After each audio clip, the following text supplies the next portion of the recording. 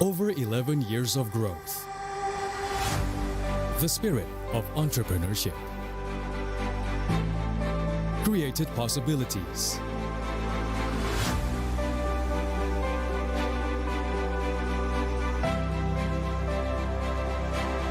Realized new potentials.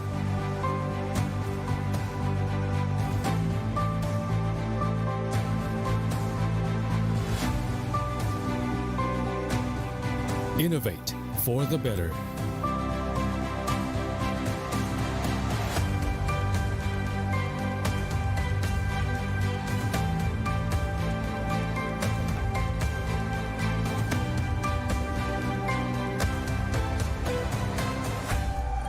Expand horizons.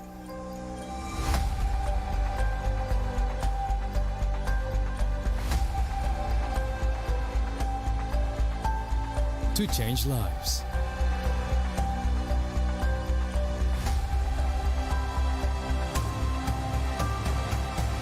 To connect new ideas. To explore new grounds.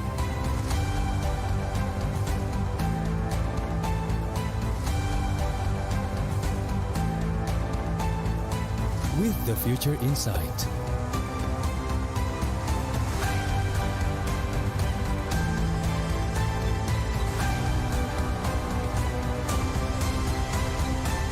Together.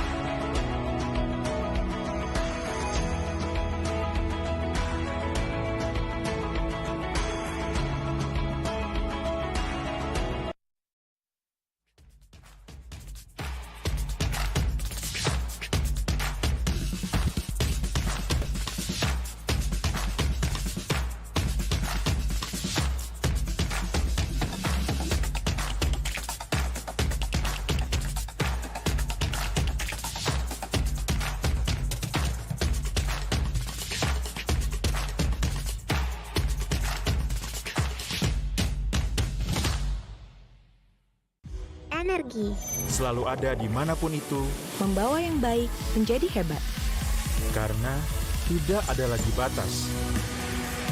Kemanapun lintasan masa membawa, hingga ke masa depan. Sejauh mana kamu bisa bermimpi? Jawabannya, sejauh yang hati kamu inginkan. Dengan energi yang menggerakkan kamu Dan kamu. Pertamina, energizing you.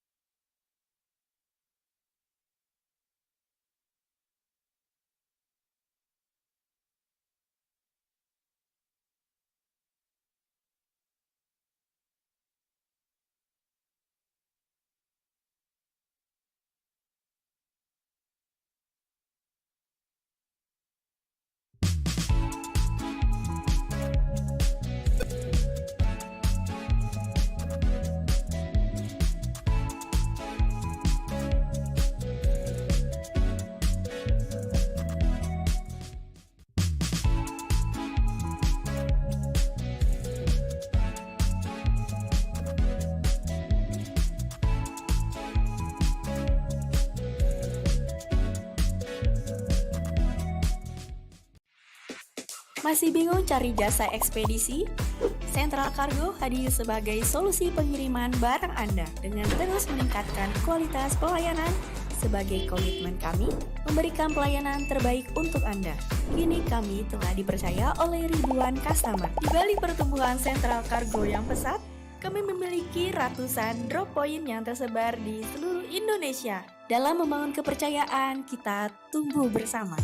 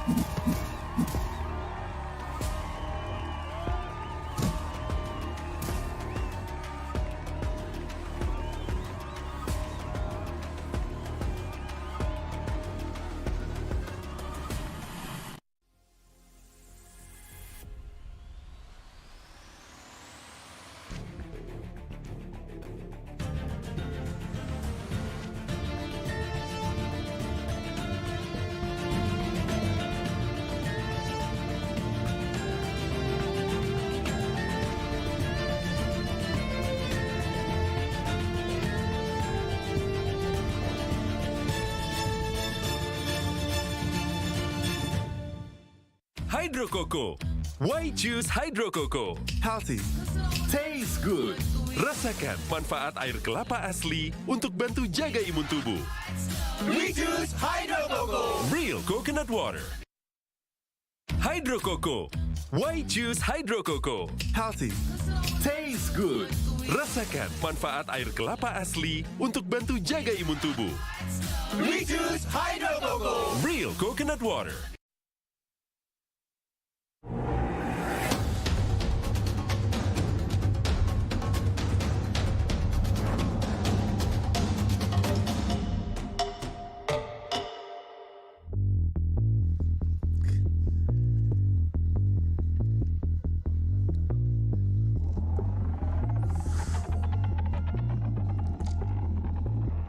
Good morning and welcome IESF, the 14th World Esports Championships. We're back at it again. It's Tekken 7 on the docket. We're at the play-in stages. This is day 2. Tasty Steve. Rip. And I'm telling you right now, we still have more amazing matches. It is only day 2, but before we get started, we should thank our amazing sponsor that has put this together. Let's start from the top. Our main sponsor, JHL Group. Of course, we're also sponsored by JHL Auto, Nusapay, DAS, as well as Gudapay Crypto, Taiwan Excellence, Pertamina, as well as Hydro Coco. Our official teleco partner is Telecomcell. Of course, official smartphone partner is the Samsung Galaxy A series. Our internet service provider will be IndyHome, and of course, travel management partner will be HIN. And then our hotel partner, of course, will be Episode Hotel, and we're coming from the beautiful Murasaka Hotel. So shout out to them for actually holding us down here. Exactly. We got our esports broadcast partners as well. Mineski Global, Indonesia Football E-League,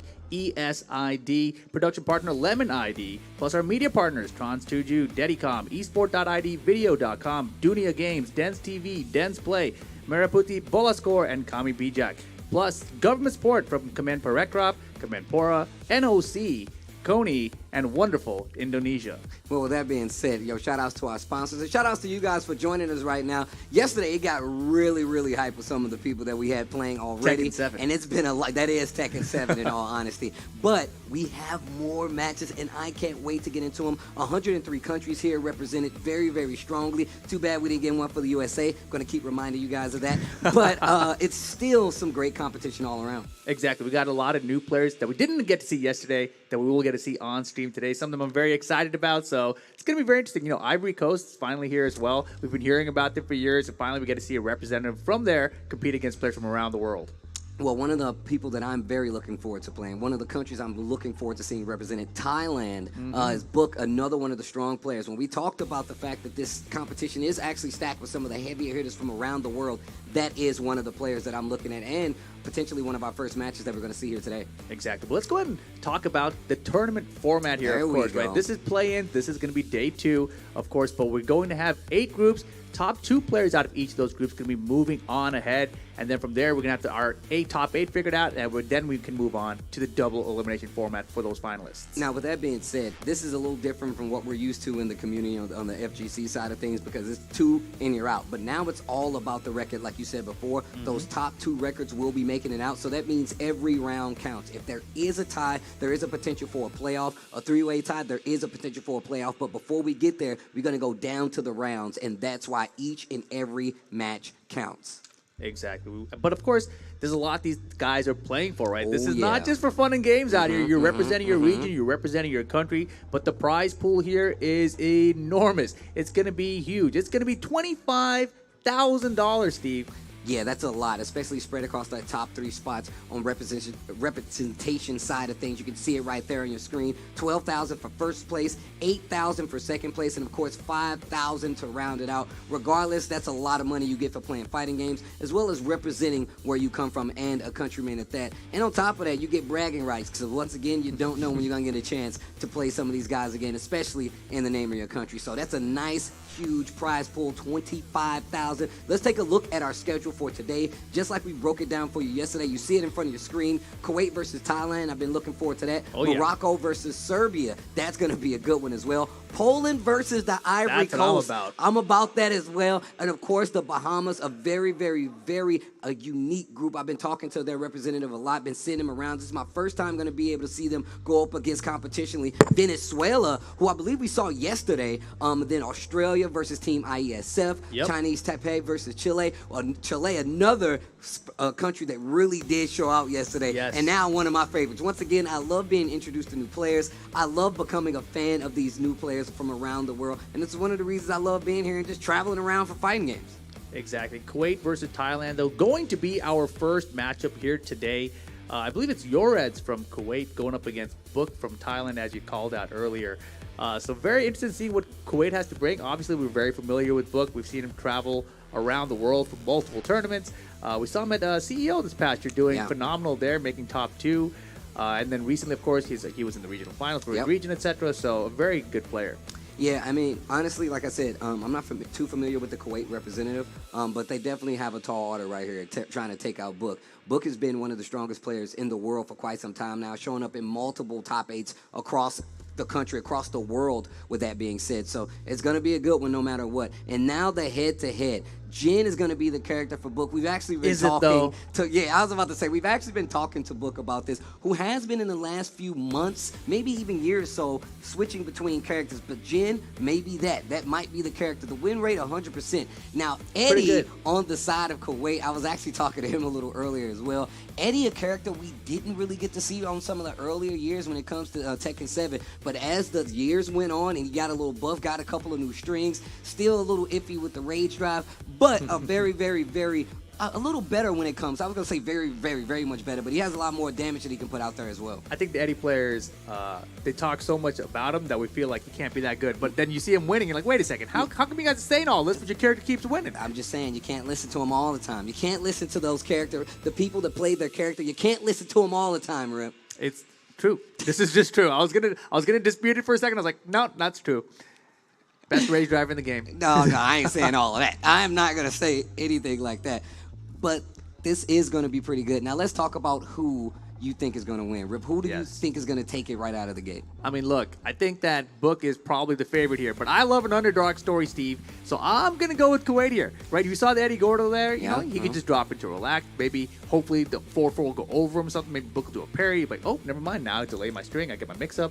You never know. But you know, it's fun. I'll pick the underdog. Why not? We'll go with Kuwait. All right, well, look, I'm going to stick to my boy Book. I am a Jin player at heart. I'm going to tell you that right now, even though I do play Little King. I do feel like Jin could definitely contest with what Eddie can do. That relax is very strong, but if you're on your toes, something like down 4-1 catches you instantly. Back 2 can really be a problem to deal with. And 4-4, like you said before, can be something that Eddie has to kind of respect from a distance. But you still do have relax. You do have the ability to kind of keep out of the way. Eddie's movement is one of the strongest in the game, if you think about it, especially if you can do it well. And I really do feel like it's one of those things. It's about the better player in this instance. But Book is looking like that guy. Has a lot of tools to deal with relax. I'm interested to see what the options will be to deal.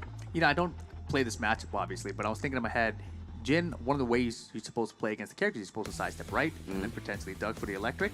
But I'm wondering, can Eddie just back 1+2 for the forward 4 and the electric? Because that move does take Eddie to the right. No, that's true. Right, that's a 3D game, we can go to the right. And the then foreground and the background, bro. No, that's definitely true. But let's see how they deal with it, right? It's all about how they get around this movement. Jin has a lot of good pokes, to keep you honest. Down 4 instantly can get you in a lot of situations, and I really do feel like he can check Eddie in situations to make him stand up. But we're getting ready right now. Book at the ready. You can see right there. You can see Kuwait and Thailand both at the ready. Game number 1, day number 2 of the play-in stages here for Tekken 7 IESF 14th World Esports Championships here in Bali. Exactly. Thank you guys for tuning in and watching us out here. It is the morning out here in Indonesia today. And we're going to have, as Steve just mentioned, Kuwait versus Thailand. Eddie Gordo going to be most likely what we see out of Kuwait, but the question mark is the character for Book here. Obviously, we've seen him with Jin, but we've also seen him try out other characters. We've seen Akuma out of him quite a bit recently. Also had a Claudio, Shaheen in the past, so... A Leroy, we've seen yes, quite Leroy, a few of course. characters. How could I forget? So let's see what the choice is going to be. Sticking to the Jin.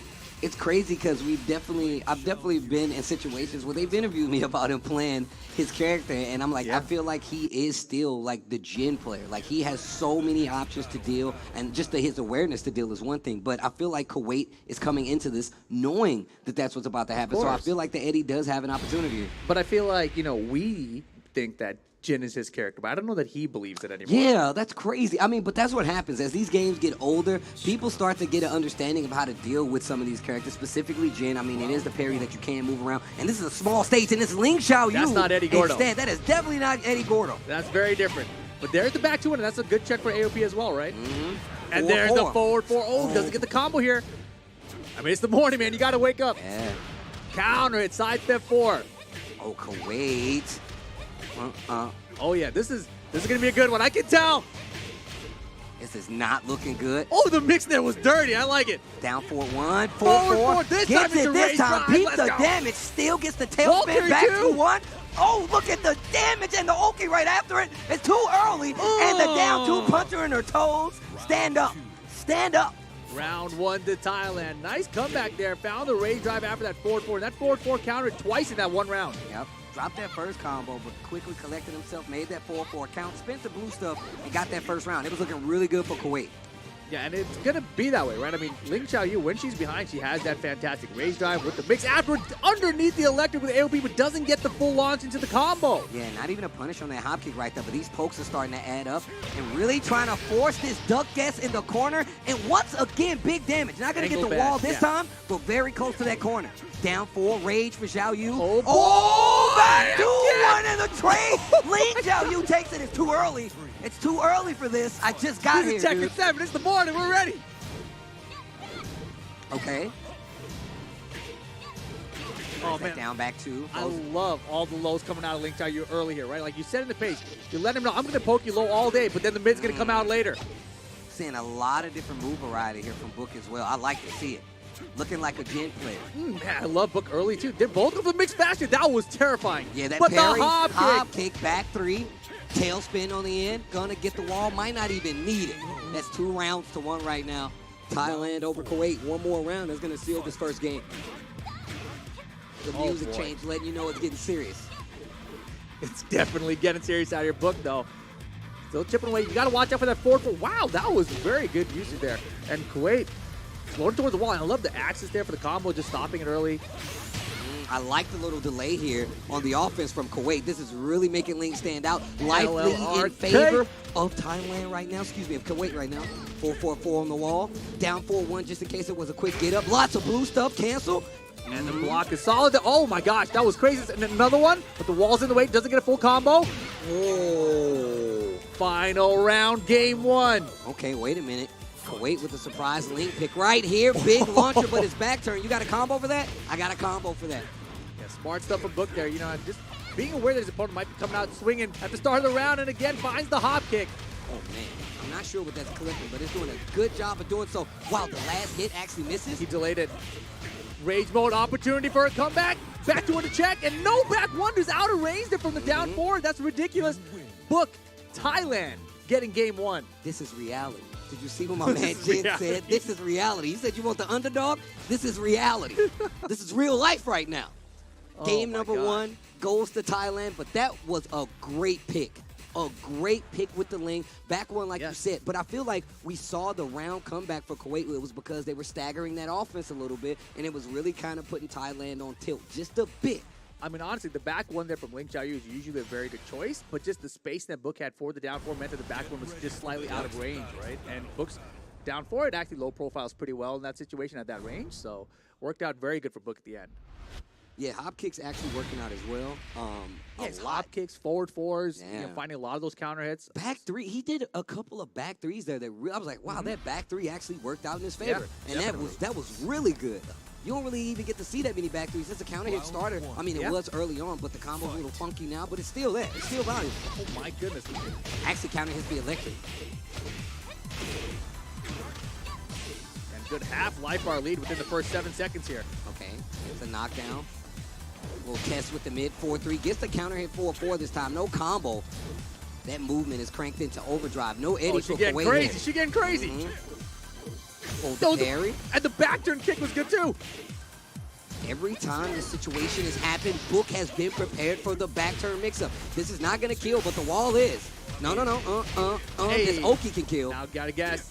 Again, same thing. You're staying on the ground too long. You're giving too many opportunities to try to close out of these situations.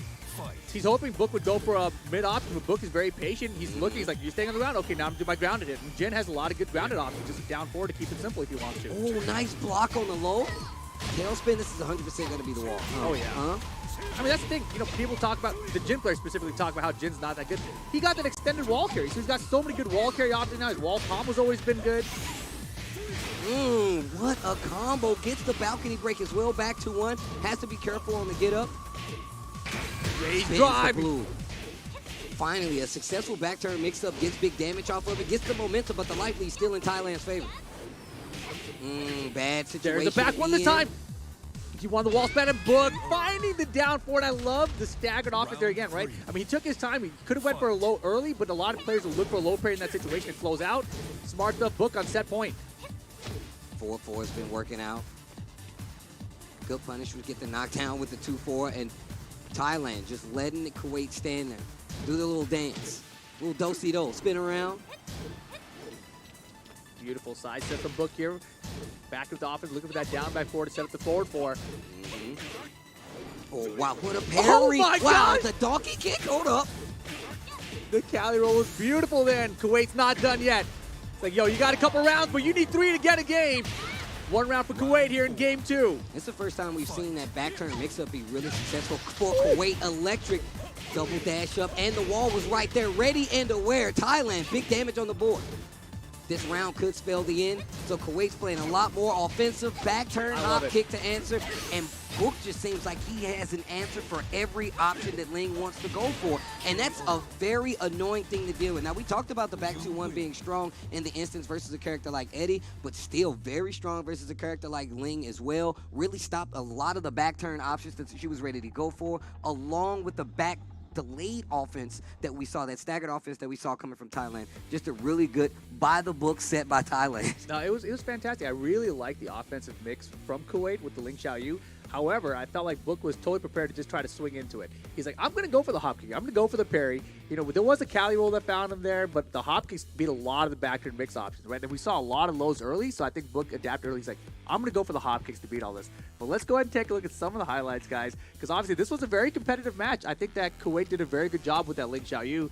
But as you mentioned, Book was playing on point here. Yeah, if you look at like what was happening, every wall situation, especially right there, turned out for Thailand perfectly, whether it be just a down forward low parry or whether it just be forward 4 big counter hit and these wall conversions. This smaller stage really does benefit Jin a lot. If you look at the life bars, those first 2 rounds here, there was a big life lead for Kuwait at the Ling Xiaoyu, and Book was always bringing it back, right? So there were just these opportunities with Race to make the comeback, and that was against the side step 4. He got caught the counter before that, so Book's like, I'm looking for that off the side step this time, found the hop kick. And like I said before, like you can see from these highlights, Jin hits you with a combo on the stage like this, you're instantly going to the wall. And that's most characters on this stage, but having good wall defense is important. As you can see, those low parries started to add up, those 4-4s, those counter hits really started to work out. And then that 2-round streak right here for Kuwait didn't work out, but it was all because those lows start to add up, and then we had the stage switch. And once again, this is one of those stages that really benefit. They really benefit Jin because he still has great wall carry,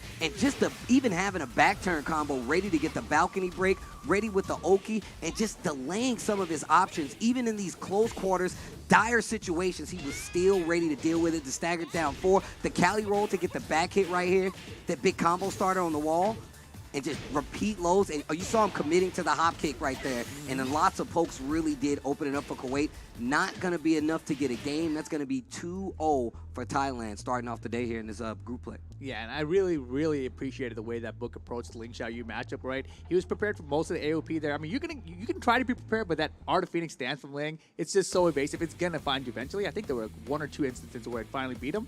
But overall, his dealing of it and dealing with her going back turn was just perfect. Yeah, and we saw it, we saw the textbook kind of like Ling Xiaoyu play. She's been known to being able to really annoy her opponent with the lows and the back turn. A lot of inexperienced and even experienced players, they kind of freeze up when they see Ling go into back turn, right? AOP is another thing of contention as a King player, I know. So I'm telling you right now, having a tool to be able to deal with that is number 1 when you're fighting Ling. And that really kind of dissuades the Ling player, and that's why we saw the movement start to come out. Really opens up the gameplay. Not enough to stop Thailand from getting that 2-0 right there, but every round counts in this instance, and I would love to see what's going to happen further down the line with Kuwait. Yeah, exactly. Yesterday when we had all the matches, we had a lot of 2-0s come out early. Yeah, we did. And this time I feel like the matches, they're still so competitive. We never really know what we're going to get. But let me tell you, the matches that we have today in general all of them look very, very exciting.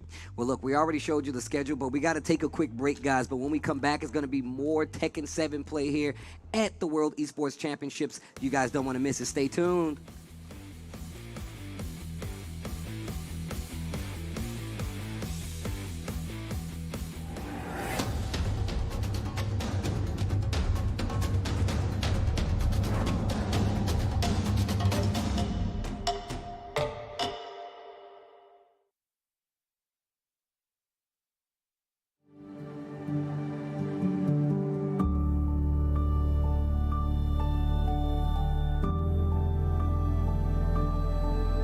All it takes is one dream.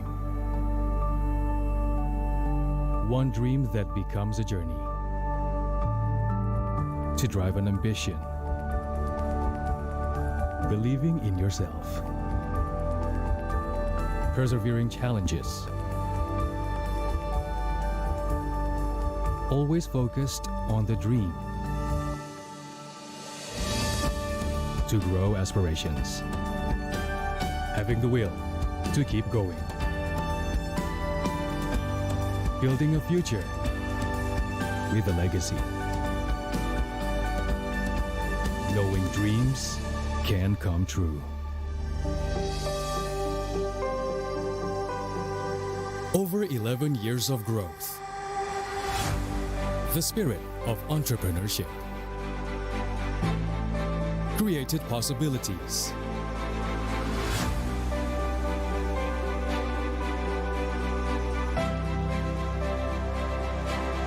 Realized new potentials.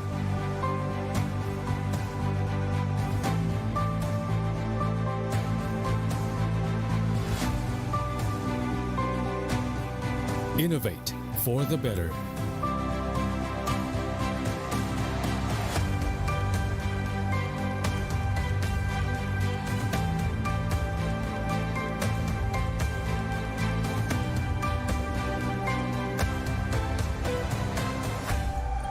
Expand horizons.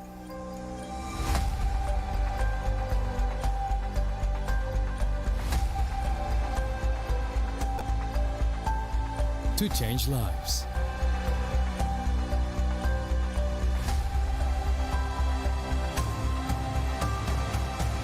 To connect new ideas. To explore new grounds.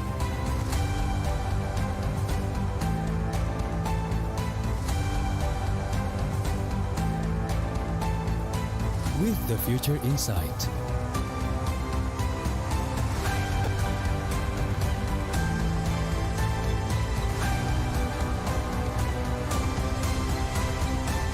together.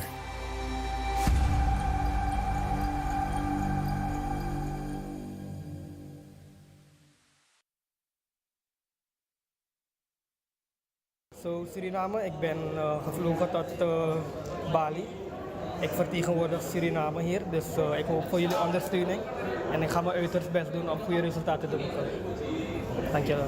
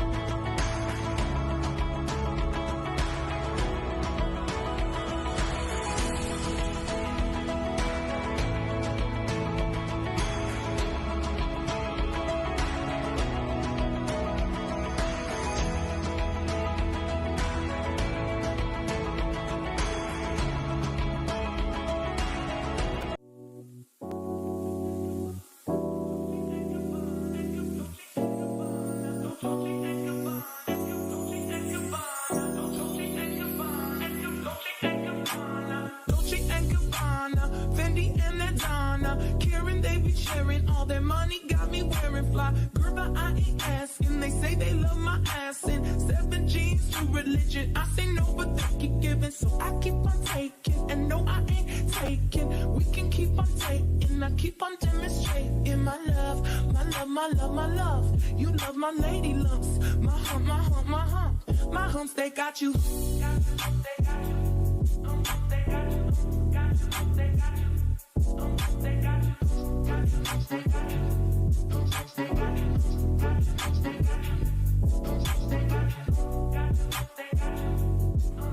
Dolce and Gabbana, Fendi and Adana, Karen, they be sharing all their money, got me wearing fly. Girl, but I ain't asking. They say they love my ass and 7 jeans to religion. I say no, but they keep giving, so I keep on taking. And no, I ain't taking. We can keep on taking. I keep on demonstrating my love, my love, my love, my love. You love my lady lumps. My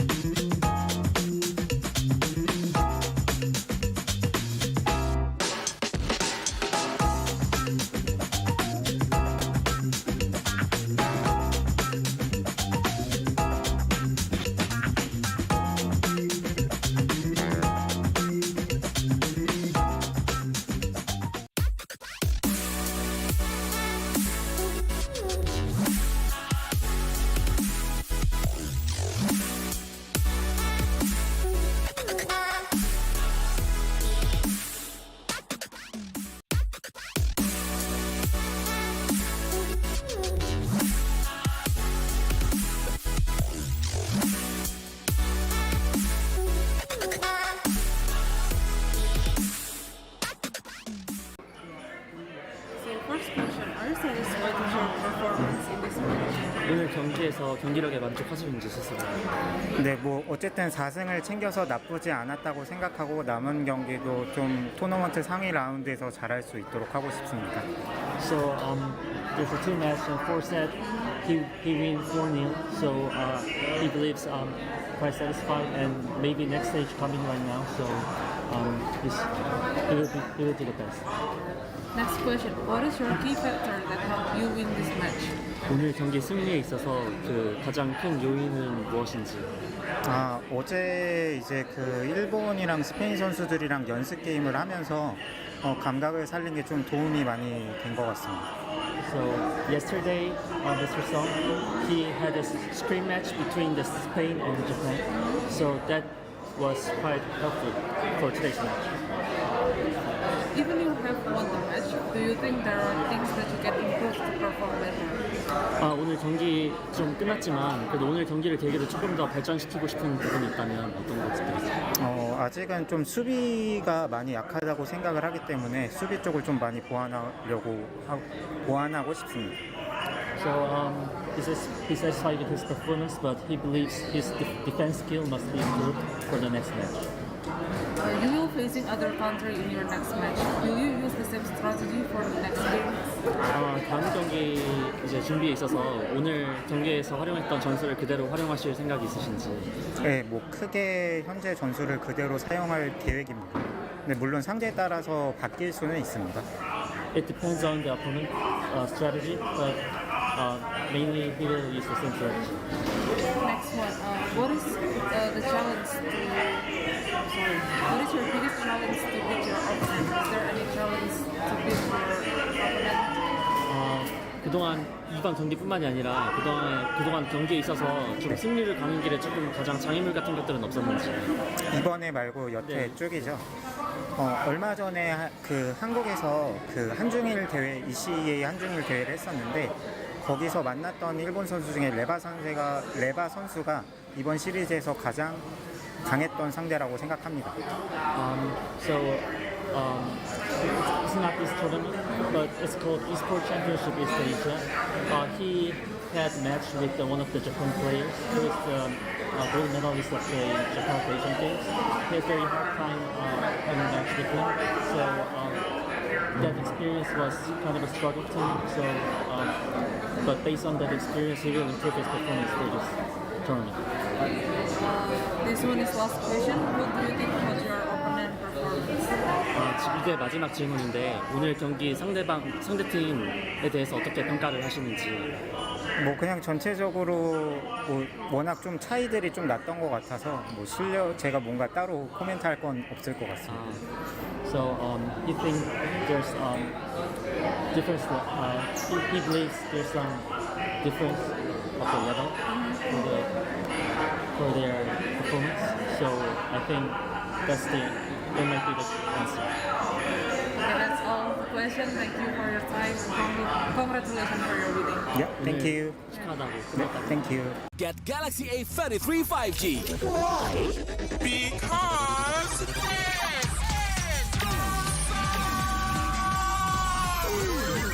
Galaxy A33 5G with awesome processor. Buy now. Get Galaxy A53 5G. Why? Because this is smooth. Galaxy A53 5G with awesome smooth display. Buy now. Selamat datang di sebuah pengalaman perjalanan baru Indonesia bersama InJourney. Terbang bersama kami untuk melihat pariwisata Indonesia. Sirkuit internasional, bentang alam, ragam atraksi budaya, produk lokal asli Indonesia, warisan budaya, keamanan dan kenyamanan. InJourney membawa keramahan Indonesia ke dunia.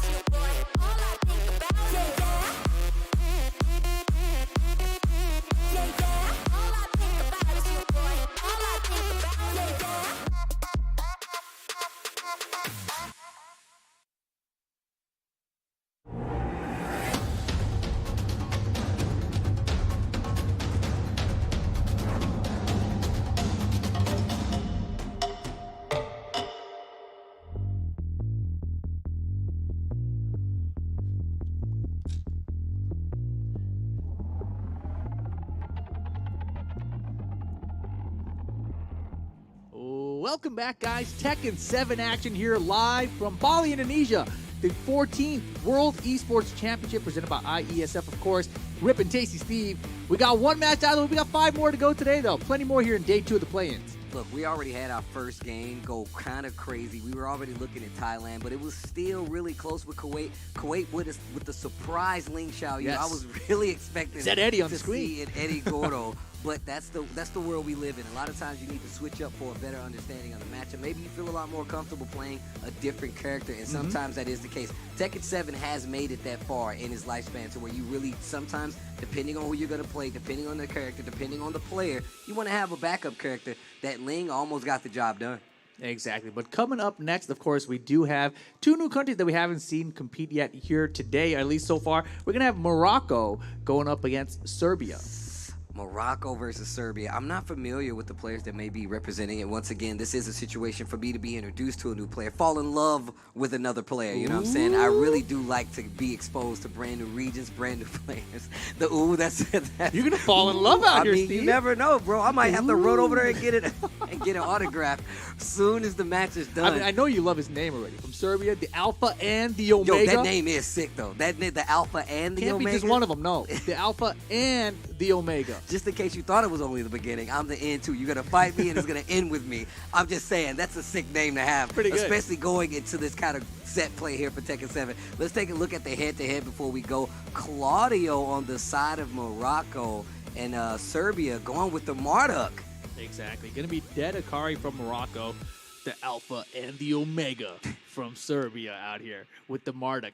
And yeah, Marduk a very strong character, but as you mentioned yesterday, Claudio also equally strong out here. And Claudio is not a character that people look at because he doesn't have like this huge damage output at once. He doesn't have that burst damage, if you want to call it that, look at it that way.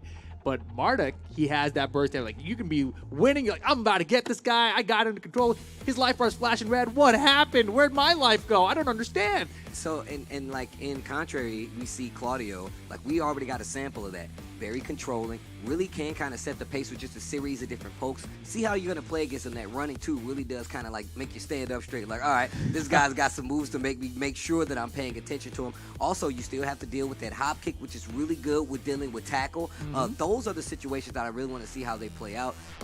Claudio has a lot of buttons that can deal with like actual tackle. Back 1 is another one of those tools as well. Forward 3 is another one of those tools as well. So I mean, it is a high, but you really I never have to duck kind it. of Who does respect. it? One Nobody ducks that move, bro. It's because it's one of those things that got changed later on, so you have to adjust to it. But it's not out of the wheelhouse of Claudio to deal with a character like Marduk. He is explosive on the damage. We've already seen it on display here in yesterday's group play, so yeah. Well, look, I've seen this matchup quite a bit, Steve. I'm going to go with Claudio. I'm going to go with Morocco in this one just because I've seen Shadow do so well against the Martyrs from like Joey Fury, etc. back in NA.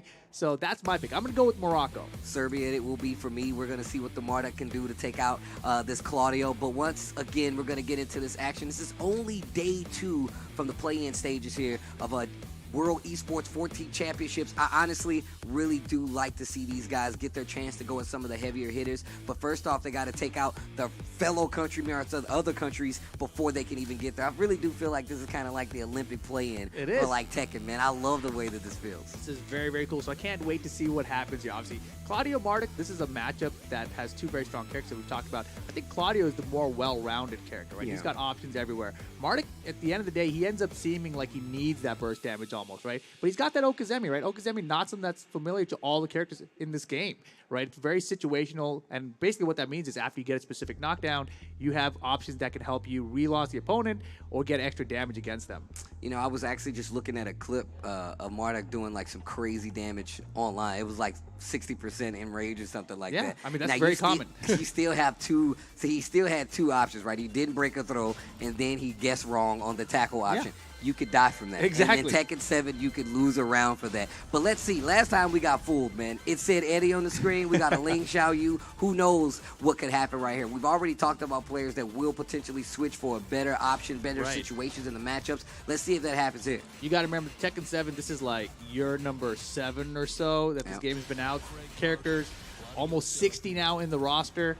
So almost 100 moves per character a lot of the time. So you're looking at 60 times 100. It's like 6,000 moves you got to know just to have good defense in this game. But you never know because the players have had enough time to learn multiple characters, as we've seen earlier. All right, here we go. I didn't even get to see what characters they locked in on. Hold on. It's going to be Claudio and Marduk. Okay, sticking to the namesakes. Abandoned Temple is where we're going. Yeah, that burst damage is going to be crazy. One thing I do like about Marduk, he can scare you into these situations to kind of force that tackle to be more effective. Because even if you break it, that's a guess, right? You kind of put the fear into somebody. They like to play back a little more, and there's that back one already. Oh, man, I love it, too. The early aggression out of here from Morocco. I like that. Really kind of trying to attest. Oop, gets hit. That trade's going to lead to a combo. And that was off a delayed second hit, right? So because he swung early, he found the trade, and that's a counter and launch. That's a fantastic trade. Side step forward. Frame advantage. Yeah, it's a setup. Big time setup. And, you know, if you're Morocco right now, you're taking notes like, I got him with the delay. I got him with the frame trap there at the wall. My setups are working out. So now I've got two things that's already working. I like right there how Marduk is just kind of contesting a little bit, going into that bail 2-door and just canceling.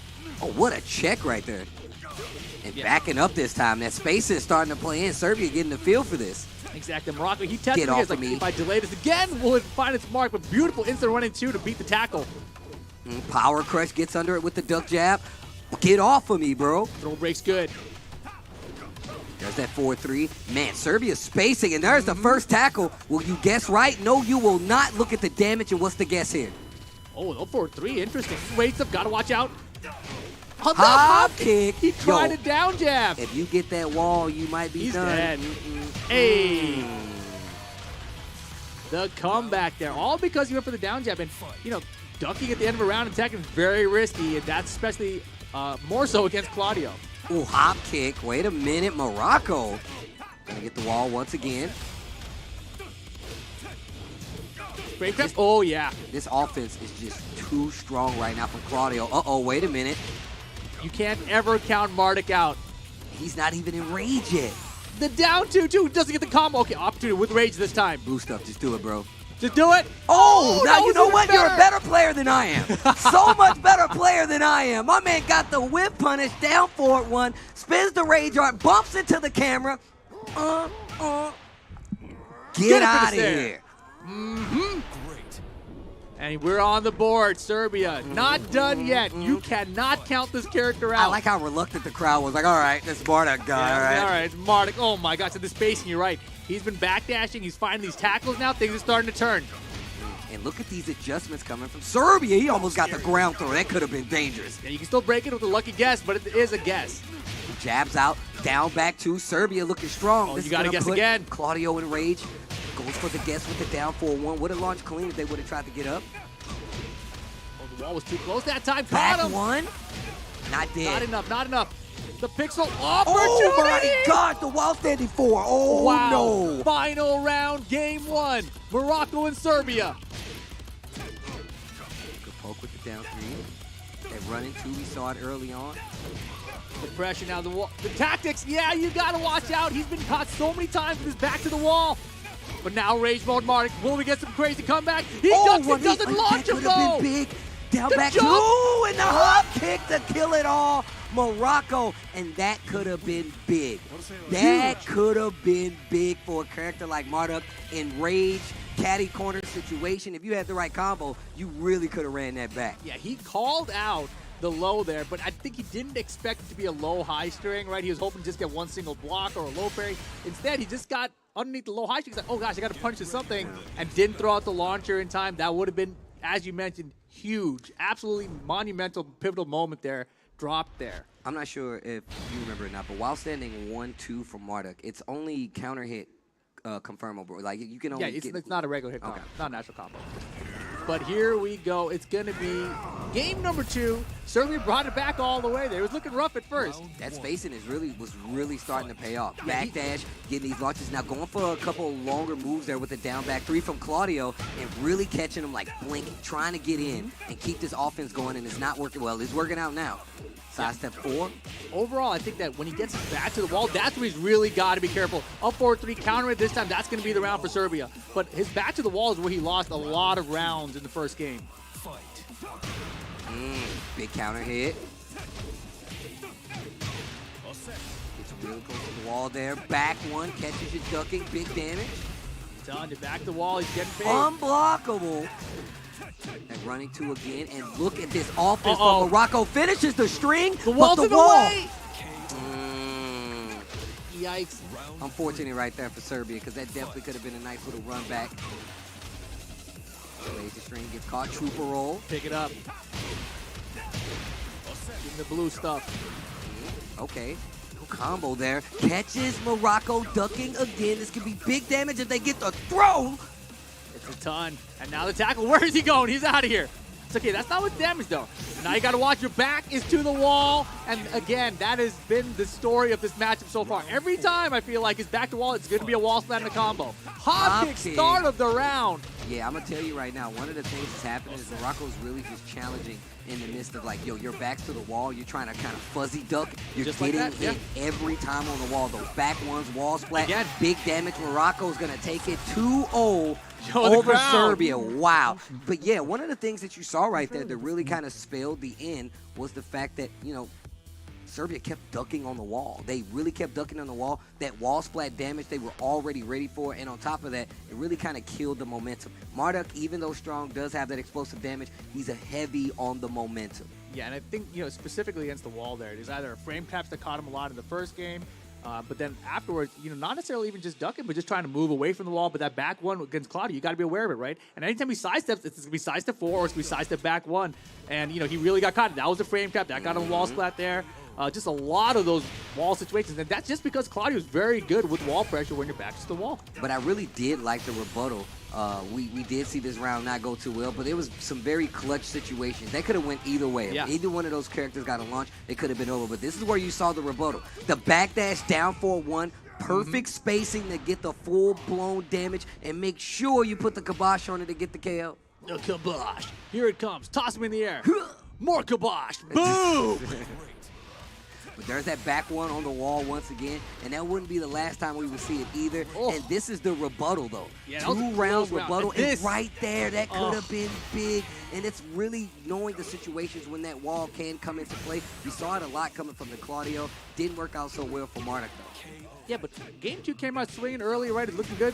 And this year, the wall again in the way. That was unfortunate. That was one of those situations where you really can't control the situation a whole lot. And look at this, right here on the wall, catching them ducking once again, and that's exactly what I'm talking about. You can't do that versus a character like Claudio, who really does have so many good mids to keep you honest. We saw the usage, like the getting ready, like, all right, I'm going to use running too, just to let you know I'm going to push you to this wall. You freeze up a little bit, you start trying to fuzzy duck, back one gives me the wall splat, big damage. And I love how they were kind of teasing with the down back 3, lots of lows just to try to get him in the mood to duck, and then opens them up overall. Marduk is a scary character, but being able to mitigate that momentum that they get from just starting off with like some of the slower pokes, although still there, is really what can get you a W versus the character. And I feel like with Marduk, we didn't really see the poke game come out, right? There was no down 4, there was no down 3. It was all the big lows, right? The Python explosion. That's what you want to really try to force a mix of Python explosion or wild standing 3, etc., right? Yeah. But that does wrap up our second matchup of the day. We got a few more to go, guys, so don't go anywhere. We'll be back with more Tekken 7 action after this.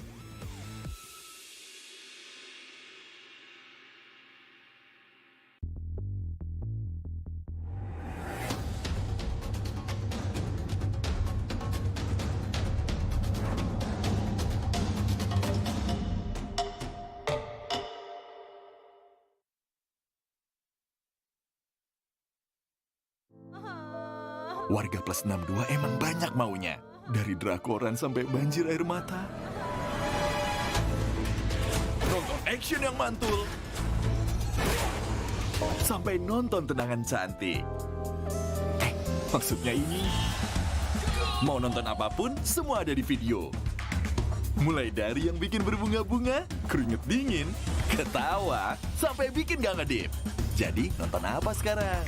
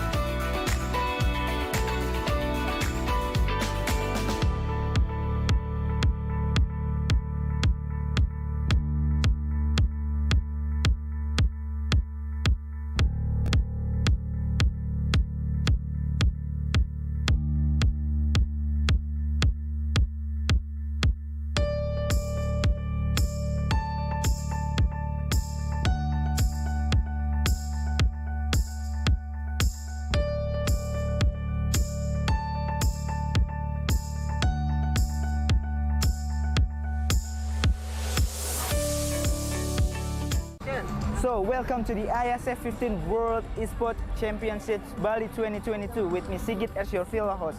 So, this is the second day of the IESF 15th World Esports Championship Bali 2022 and we still have a lot of interesting match and games in the game category of eFootball, Tekken 7, CSGO, Dota 2 and also Mobile Legends Bang Bang. You can see full match schedule on our Instagram at the IESF_official and also garudaku.se.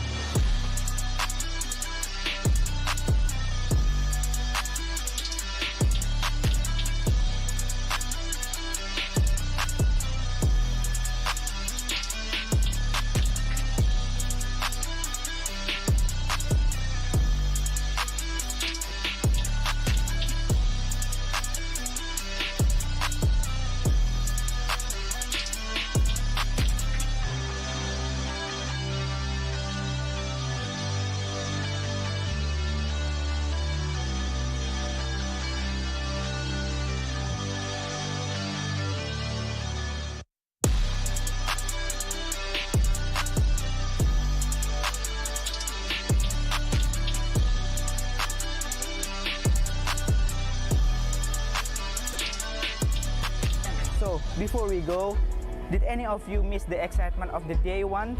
Don't worry, here's the recap day one of the IESF 15th World Esports Championship Bali 2022. Enjoy!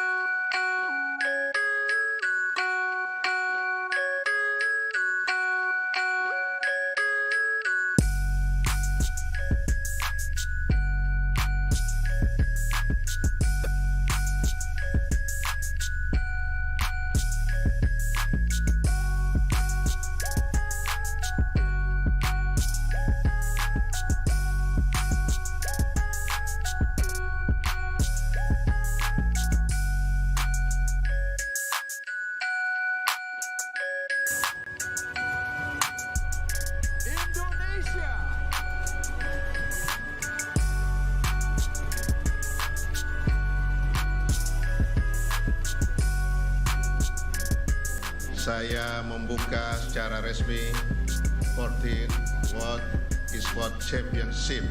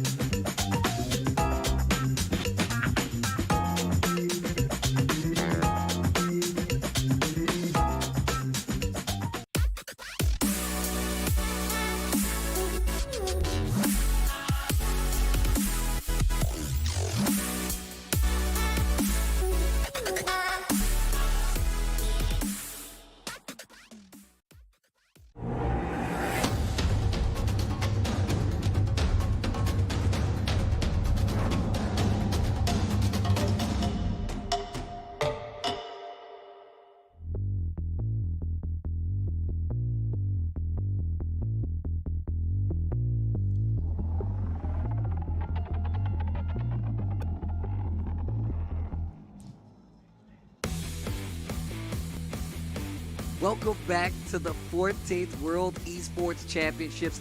This is the Tekken 7 play-in portion. We are trying to get this down to where the top 2 players make it out of the bracket. This is only day 2. Tasty Steve, Rip on the mic, giving you guys the words, the lore of Tekken 7, and we've had some crazy matches so far, but our next match is going to be Poland versus the Ivory Coast. Exactly, and this one's probably going to be the one I'm looking forward to the most today. Yesterday, of course, Poland did very well against the Philippines, which is a little bit of an upset.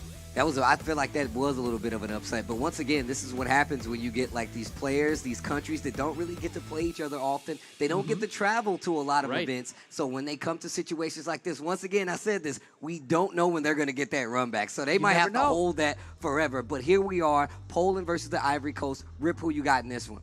This one, obviously, I think that Ivory Coast, they have a very cool scene. They've been on Twitter a lot, promoting themselves. So I'm really curious to see what they bring to the table here, right? But I'm going to go with Poland this time around, right? Not because I don't believe in Ivory Coast, but just because Poland. Sounds like it. And why from Poland. I think that they did such a good job with the Tekken Online Challenge versus the main man, right? That matchup was so good, and then you saw him do very well against Dojin yesterday, so I feel like he's got some momentum on his side. Look, once again, I'm not going to contest that at all, but personally, I want to see Ivory Coast do really well. I really do want to see what they bring to the table. Of course, this is versus somebody who took out Dojin in that group play or that set play already, so it's really something that could lead to another potential upset or put these guys on the rails to go even further in the bracket and potentially make it out of this group. How cool would that be, right? Like, this is the opportunity we were talking about. We've seen Ivory Coast, as I mentioned, we've seen their scene online so much, but we haven't got to see them compete on the world stage. So this is one of the first opportunities we have to see that go down. And in this group specifically, the competition is stacked. We already know Dojin's in there. We already know Y's in here. And we saw Y when he took out Dojin. Now Ivory Coast has a chance. And the characters that he's got is pretty good too, right? Because we got Master Raven and Ling Xiaoyu. Yeah. Could be interesting. So Master Raven, another character we've been seeing a lot of. We saw Ling a little earlier today, so we know what she can bring to the table. I want to see what the Ivory Coast is going to do. As well, like you said, it's really easy. It's really easy, and we've been seeing it a lot because of the influx of like Tekken players in Pakistan being really strong. They like to talk smack on the internet, you know what I'm saying? You want to make that claim. But Master Raven on the side of Ivory Coast, like I said, we've been seeing quite a few. Poland rocking the Akuma. Yes, sir. Oh, man. 85% win rate between the both of these guys. And this is all about matchup experience, specifically with Akuma and Master Raven. If these are the two characters that we get, remember, Akuma is a heavily contested, man, nobody wants to fight that character because, one, if you're fighting a good one, they can really do some damage. They can scare you out of your game plan, as well as just a huge damage output if they can actually perform these really difficult combos. Right. Master Raven, on the other hand, go ahead. So you got to have the execution, though, right? Yeah. And we've seen a lot of people, have some issues with their combos out here, so you got to be on your point for that day. And in Akuma, one day you're there, maybe the next day you're not. So we'll see where Y's at today. Ivory Coast, you're Xiaoling so interested to see how he performs it. This is going to be a very interesting matchup. All right, here we go. Ivory Coast looking real confident over there. I was talking to a lot of the representation here for Tekken. I've heard quite a few Master Ravens. So once again, this is a character that I feel like you got to be pretty experienced to play with. You got to be very experienced to play against because she's very tricky.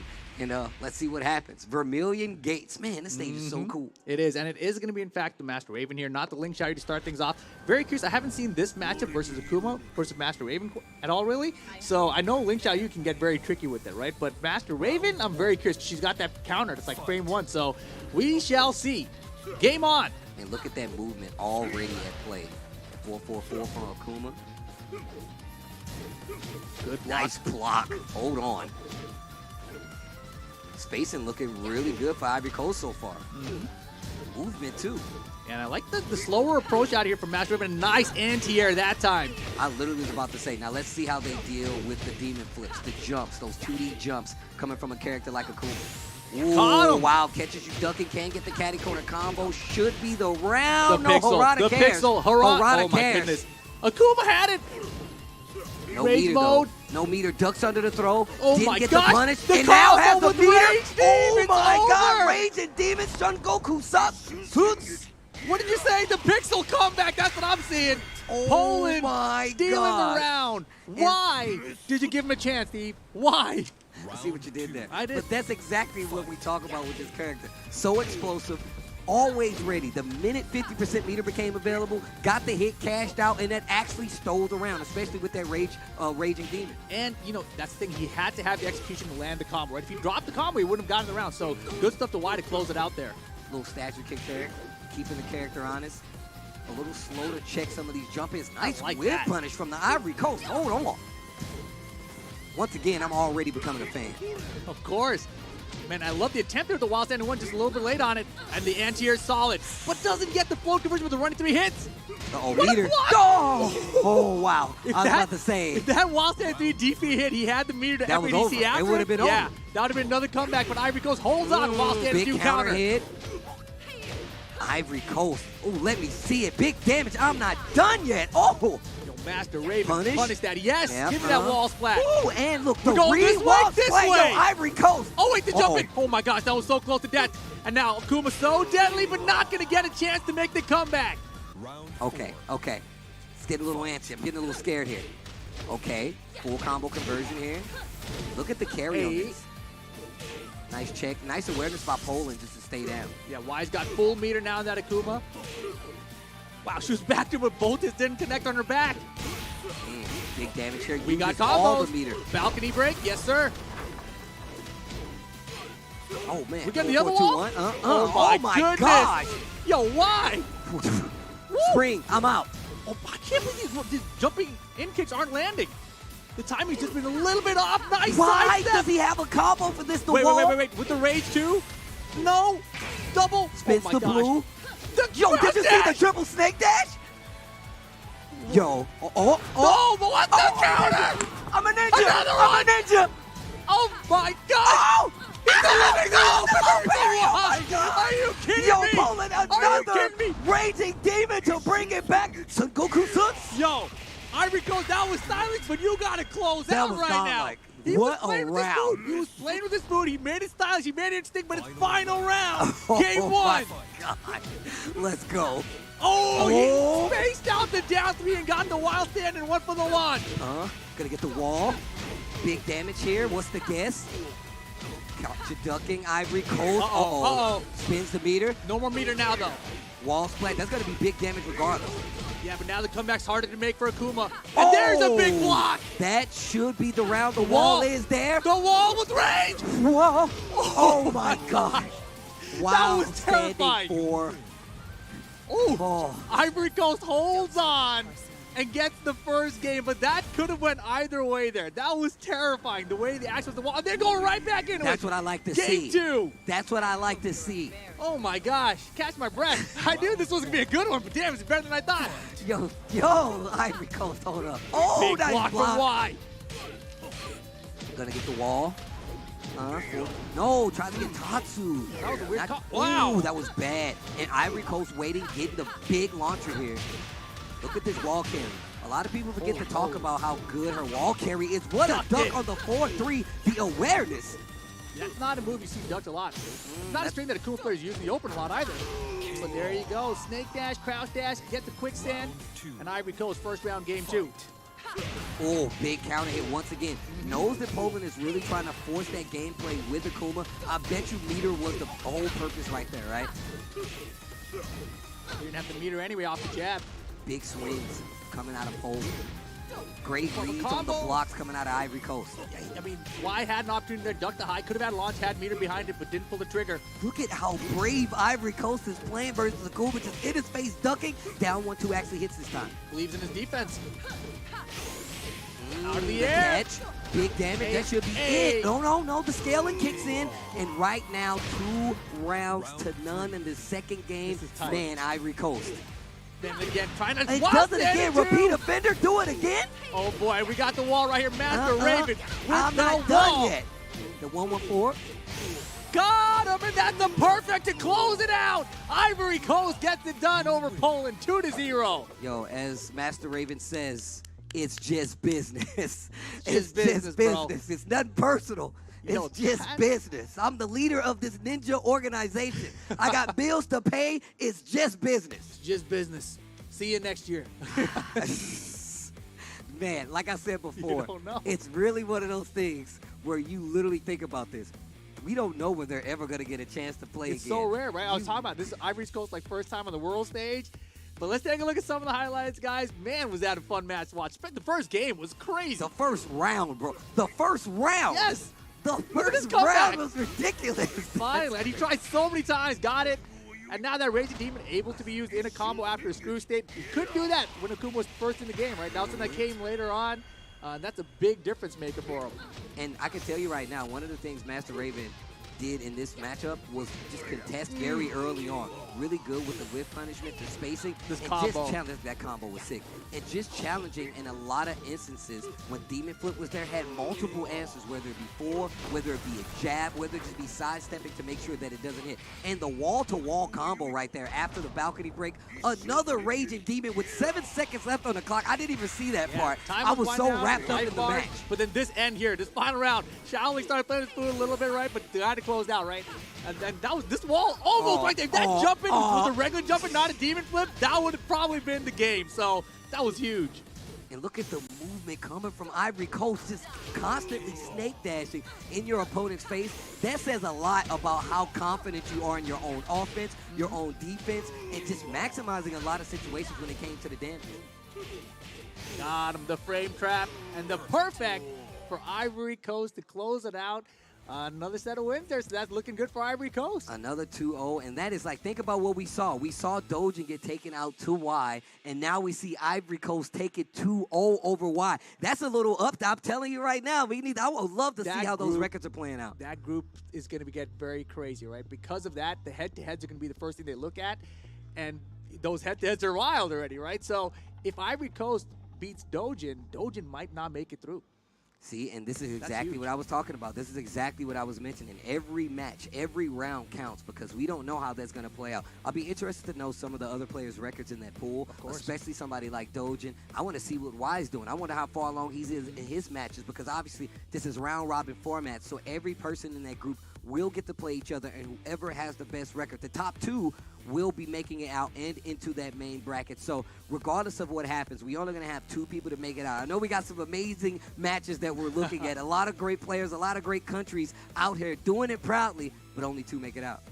Exactly, man. But guys, we are halfway done with day 2 for Tekken 7. We're going to take a short break, and when we come back, we will close out the second half of our play-ins here for day 2 of Tekken 7.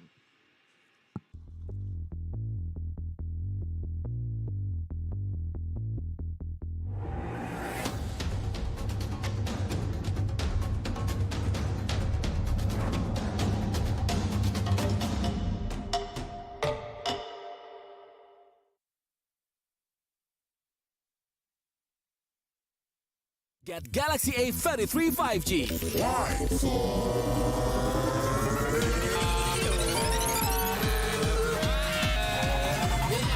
Galaxy A33 5G with awesome battery. Buy now.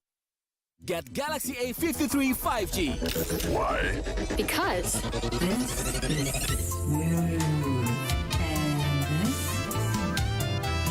Galaxy A53 5G with awesome smooth display. Buy now. So good afternoon. Today we have the PUBG team from Saudi Arabia. I have few questions to ask. For the first question, you guys have dominated the last 6 rounds and win 4 rounds out of the 6 rounds. Are you guys satisfied with the performance that you have shown on these rounds? الحمد لله كان أداء مرضي بالنسبة لنا اليوم. وبنقدم في الأيام الجاية أحسن إن شاء الله. Okay. For the next question, what is the key factor that helped you to win those 4 rounds? Again? What is the key factors that help you to win those 4 rounds? هذا سر يعني لازم نخليه بيننا. Okay. That's it. Okay. For the next question, even though you have already won most of the rounds, do you think there are things that you can improve to perform better? أكيد مع كل يوم راح تصعب البطولة فلازم نتجهز ونتدرب ونحضر كل يوم بالبطولة أفضل. We know that the Brunei Darussalam team have won the last rounds. Do you have any change in strategy, or you gonna use the same strategy to keep the momentum going? It's على حسب نرجع نتابع ونشوف إذا بنغير شيء أو لا. إن شاء الله إنه للأفضل. Okay, so for the last question, what is your biggest challenge to beat your opponent in this PUBG game?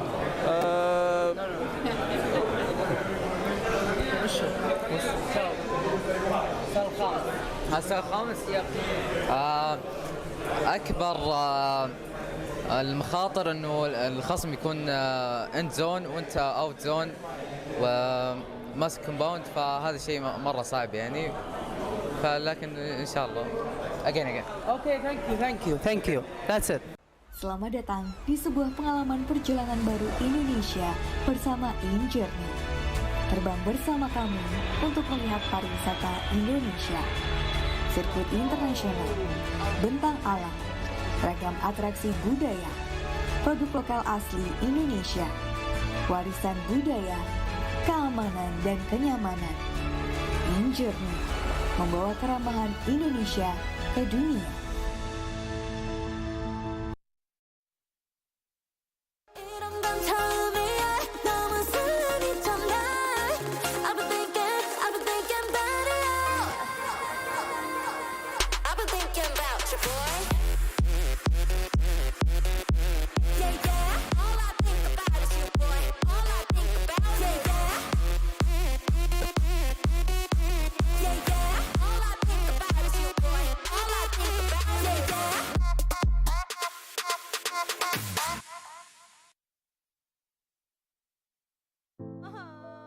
Warga plus 62 emang banyak maunya. Dari drakoran sampai banjir air mata. Nonton action yang mantul. Sampai nonton tendangan cantik. Maksudnya ini. Mau nonton apapun, semua ada di video. Mulai dari yang bikin berbunga-bunga, keringet dingin, ketawa, sampai bikin gak ngedip. Jadi nonton apa sekarang? Okay guys, today we have Jose from Spain that he will be competing in the football category in IESF 14th World Esports Championship Bali 2022. So right now I have a few questions to Jose. So Jose, what do you think about Bali and IESF 14th World Championship? Well, at the moment the experience is massive. I'm really happy to be there. It's my first time in Bali. The hotel is one of the best. I think the ESV is doing great well with the accommodation for the players. And yeah, I'm really happy. I'm trying to give the maximum to my country to represent them well. And yeah, focus on the competition to have a good result here. Okay, so you just finished your first match against Brunei and you win with a lot of scores. Are you satisfied with your performance right now? Well, with the first game for sure, it was 6-0. I'm happy. I have seen it before the start of the game. But with the second one, it was a bit difficult. He changed the team. He was a bit more defensive, more conservative. It's difficult to find the spaces in the TV after 7 days without training, with a different monitor, the environment. And yeah, I need to play games to adapt for the new speed and try to show my best gameplay here. Okay, so what is your key factor that help you to win this match? Well, probably my experience competing. I'm competing professionally since 2016. Yeah. So probably it's a new tournament for the player from Brunei. But I think I was better than him, and probably with the experience, with the better gameplay and all the stuff, it was important to have the 6 points in the first 2 games. Okay, so the first game you meet Brunei. Brunei is from Asia, right? Of course, they have a different gameplay between Europe players and Asia players. What do you think about what is the difference between the gameplay from Europe and the gameplay from Asia? Well, probably it's the style. Probably in Europe you can find some different styles, but normally we are probably more offensive than him. So in the first game, I think because probably he was a bit nervous on defense, he was a bit destructured the team.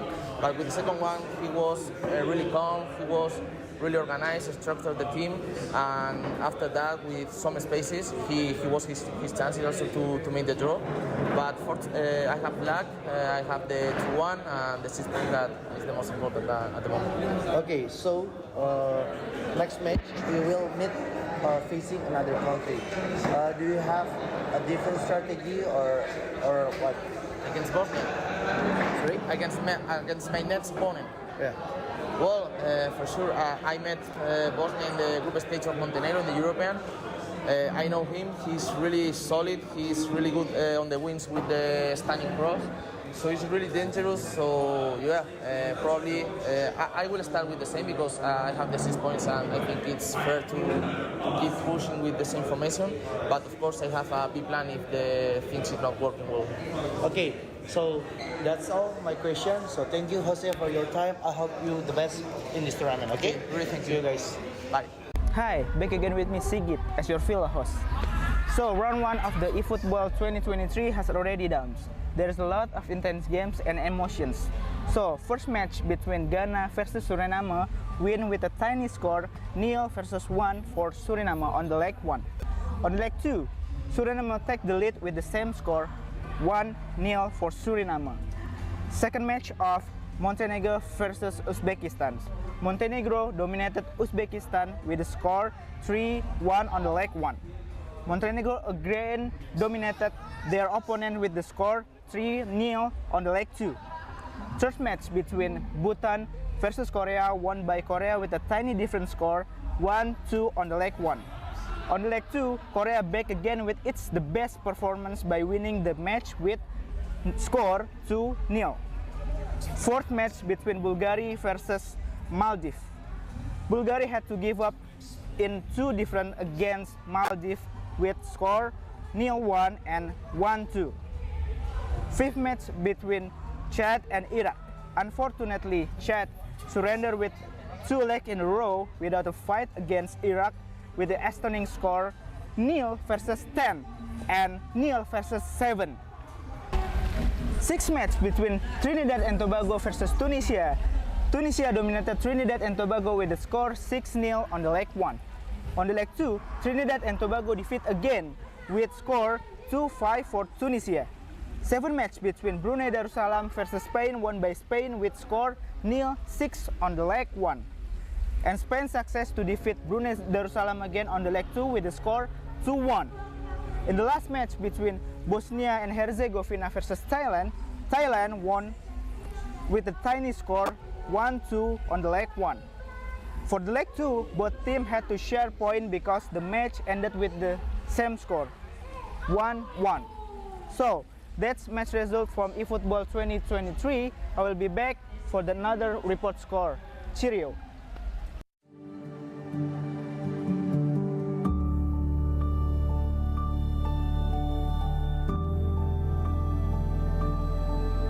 All it takes is one dream. One dream that becomes a journey. To drive an ambition.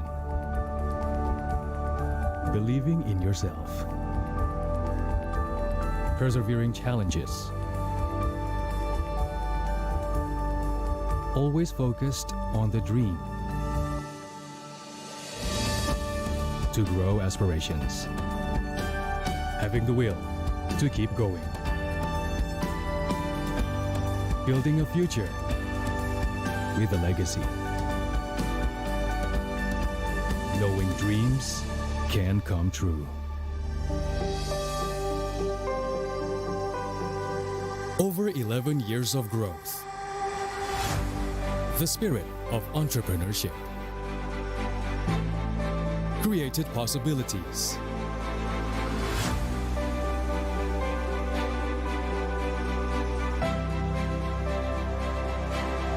Realized new potentials.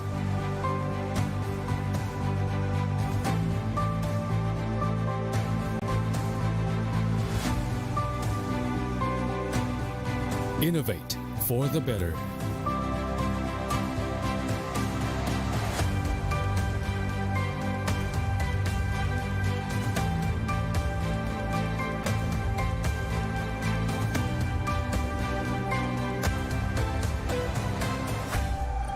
Expand horizons.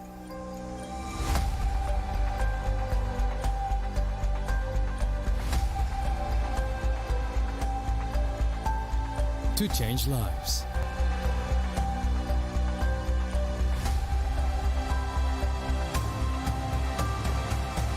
To connect new ideas. To explore new grounds.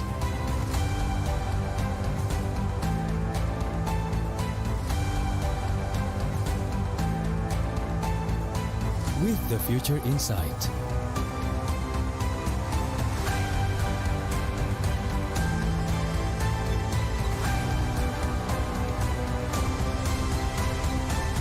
Together.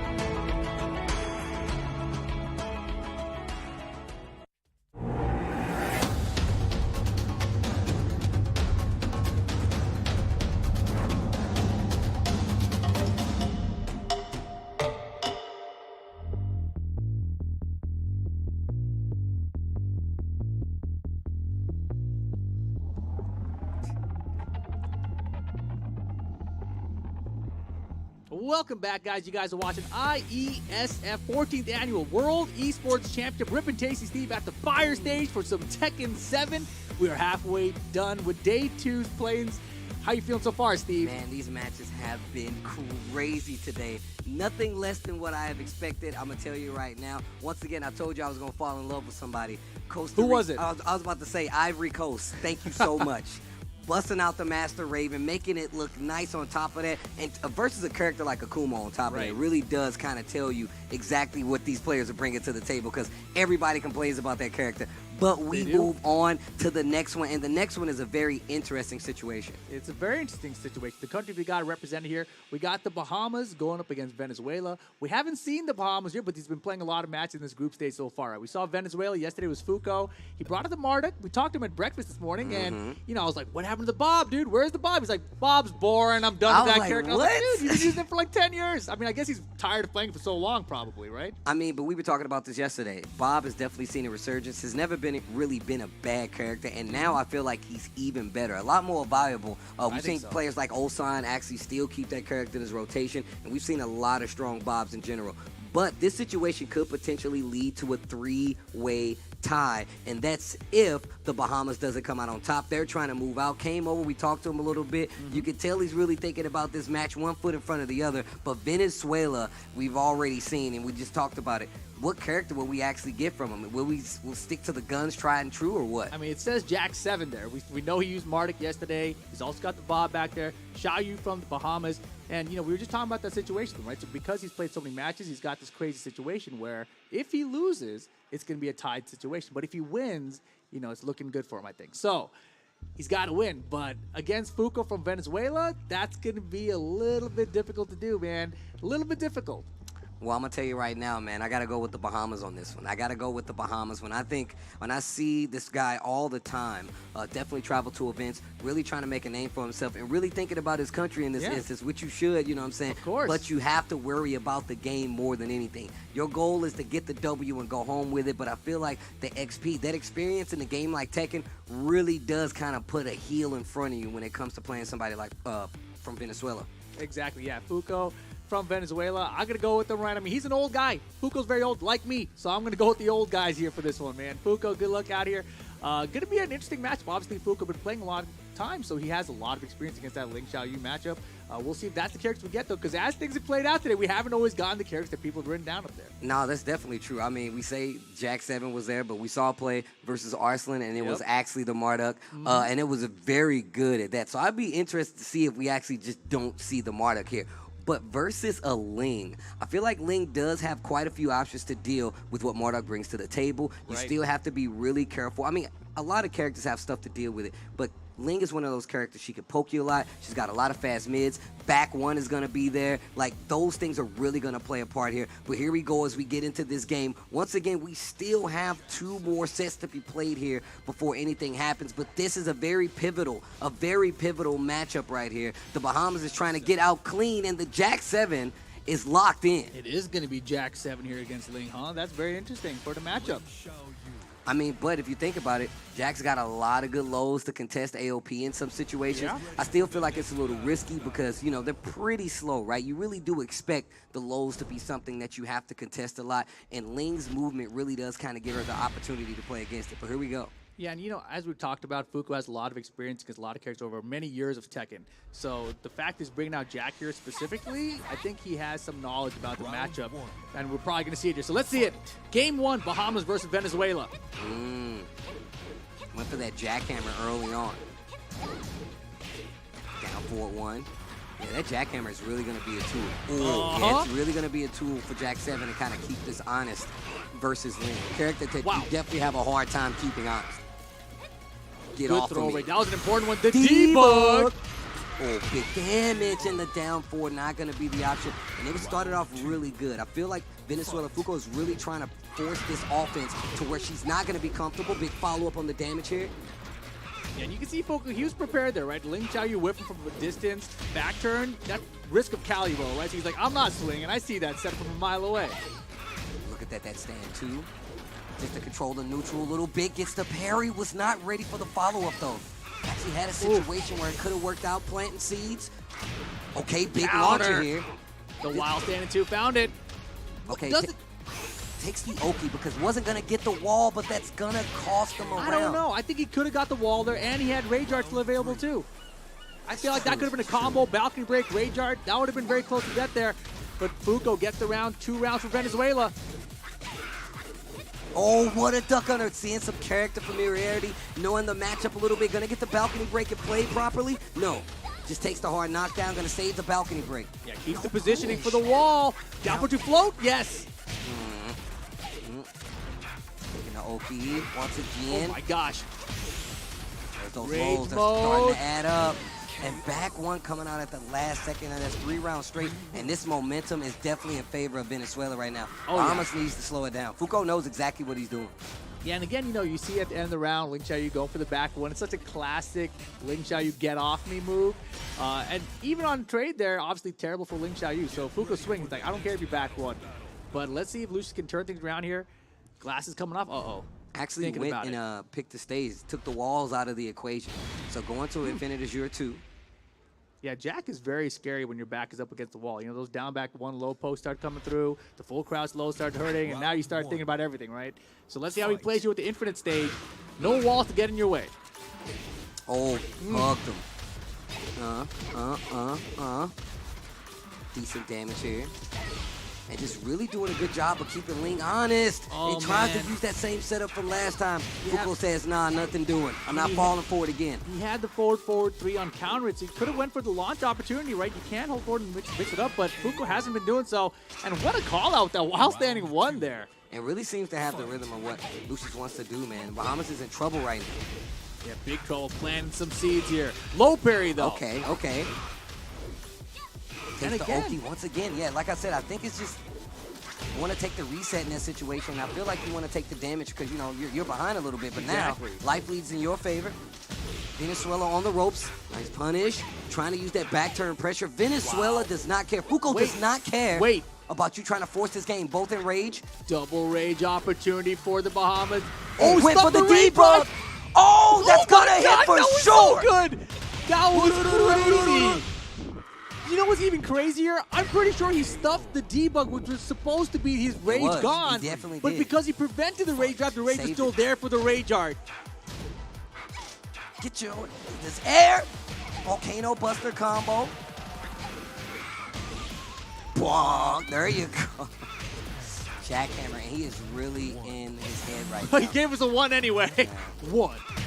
Oh, and the perfect for Venezuela. Nicely done for Fuko there. the Jack, man. Surprise, surprise. Well, I'm going to tell you right now, we talked about this, what this could potentially bring up. This could be a tie situation. I think Could a be. three-way tie situation. This I'll let could the have been- judges figure that Yeah, out. we haven't seen like the scores across all the groups, and I believe we're in the E group right now. So really hard to say who is actually going to be in the league because we don't really get to see the records as clean so far. So we're going to find out who actually makes it out, how that tie is going to work, if there indeed is one. But yeah, obviously, you know, the Bahamas wanted a better play than that, but I feel like that's an experience thing. You can see where Foucault was literally just challenging, and every was like, back turn, I don't care. You want to go to ALP? I don't care. Like, I'm literally just checking in every situation, and Ling is a character who is definitely heavy momentum-based, and I feel like we already saw the Venezuelans like, no, I know this, and I'm going to try to keep the momentum on my side, especially on this wall stage. Yeah, and Foucault, I mean, being one step ahead, we talked about how he's been such a veteran of the competitive scene for such a long time. So, you know, this matchup, Lin Xiaoyu, that's a legacy character. That's a character that's been around since Tekken 3. You know, Jack wasn't even in Tekken 3. Right. He was there before that, but no, he skipped that one. But Foucault definitely has a lot of knowledge and experience in this matchup. You can tell from the way he played it from the outset and just, you know, did his thing. Wow. And this situation right That here. was crazy. Yeah, just the read on it right there. And then This was wild. This was so messed up. Actually clipped them out of the rage drive and actually left the rage there so they can get the rage art to close out, even absorbing the hit for extra damage. And right here, the guessing game was too strong. I feel like at this point, the opponent's in your head. Right. Foucault was like, yo, I'm still going to check you. Jackhammer, we saw it in the early sets of that set there. And honestly, I just felt like that momentum is really what kind of killed her because Ling is a momentum-based character at the end of the day. You need to get started. She has good, decent pokes there, but that momentum is really what carries her throughout a lot of these matches. Yeah, I saw Lucius going for a lot of forward 3. But in that instance, you know, he landed a lot of the counters earlier, but he was going for the low follow-up eventually. First time works out. Second time, Foucault's like, hold on, I can block you and launch you for that, right? So that was a little bit risky there. However, Foucault with Jack looking very sharp. You know, I was very impressed because obviously I've been expecting this Bob this whole time, but he gave us Mardik. Now he gave us Jack. He's got a wild roster. Yeah, I mean, a nice variety. I feel like with Tekken 7, like you said, been out 7 years at this point. I feel like we are at that point in competition where you actually do need to have a backup character because a lot of these matchups are going to be figured out. They might not be perfectly figured out, and that's the difference between like Tekken and other games. Like, there's small things that can lead you to understanding and succeeding in some of these matchups. But sometimes you have to go outside of it. You have to be like, you know what, I'm going to hard call this person and pick a character I feel like deals a little bit better with this matchup. Unfortunately, Ling not able to deal with the Jack. I feel like it was more the experience than anything, but going to raise a very interesting situation going further down the line. Yeah, and I love that you called out, you know, the matchup thing in Tekken because obviously every character has like 100 moves, so you have some move that's going to work out against every character. Something's going to work there. So the actual character matchup, there's very situational things that help out in certain situations, but overall, that's not the majority of the time. So very rarely in Tekken 7 do you get to see matchups really play the whole role in the matchup. I mean, it only goes to show you that, you know, that experience is a thing. We always talk about the legacy. Once again, Jack wasn't even in Tekken 3. That was the intro game for Ling Xiaoyu, but Foucault literally has been around for a very, very long time, has multiple character experience, and I'm sure has clear call-outs for some of the things that Ling Xiaoyu would like to do. But I believe we're going to take a break before we get to this next set of play. We still got two more matches for you guys to see at home, and if you would like to stay tuned, I promise you're going to get some Tekken on the back end. IESF returns right after this break. Stay tuned, guys.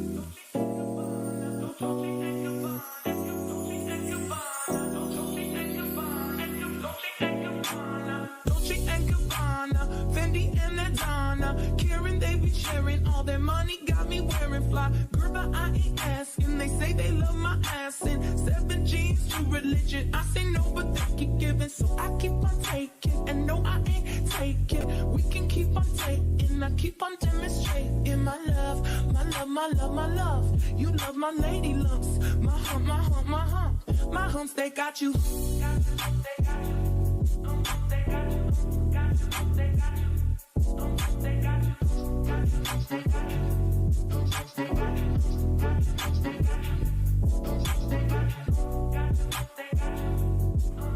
Dolce and Gabbana, Fendi and Adana, Karen, they be sharing all their money, got me wearing fly. Girl by IES, and they say they love my ass. And 7 G's to religion. I say no, but they keep giving, so I keep on taking. And no, I ain't taking. We can keep on taking. I keep on demonstrating my love, my love, my love, my love. You love my lady lumps.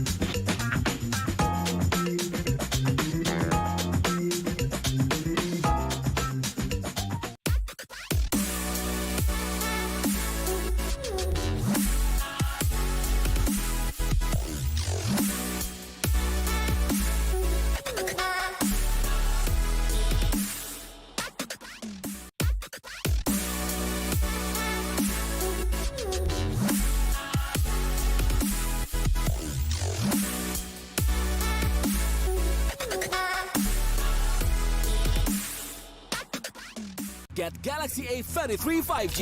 Why? Because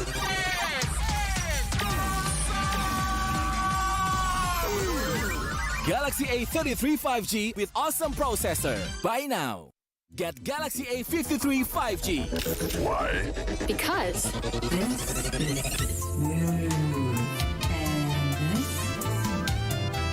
Galaxy A53 5G with awesome smooth display. Buy now.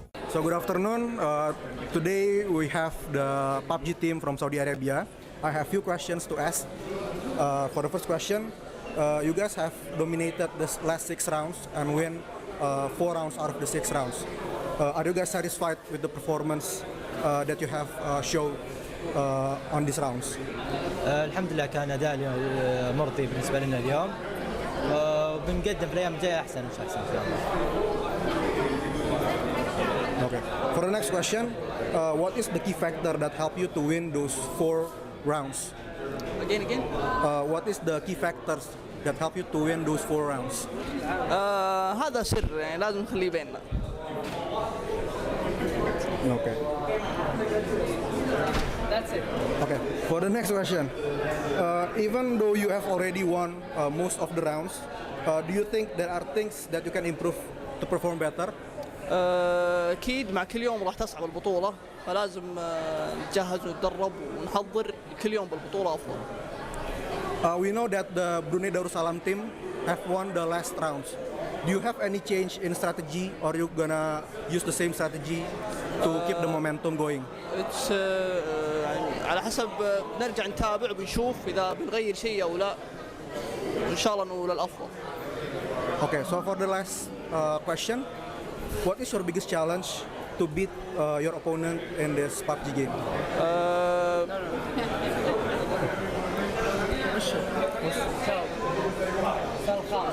السؤال الخامس أكبر المخاطر إنه الخصم يكون اند زون وأنت اوت زون وماسك كومباوند فهذا شيء مرة صعب يعني فلكن إن شاء الله. Again. Okay, thank you. That's it.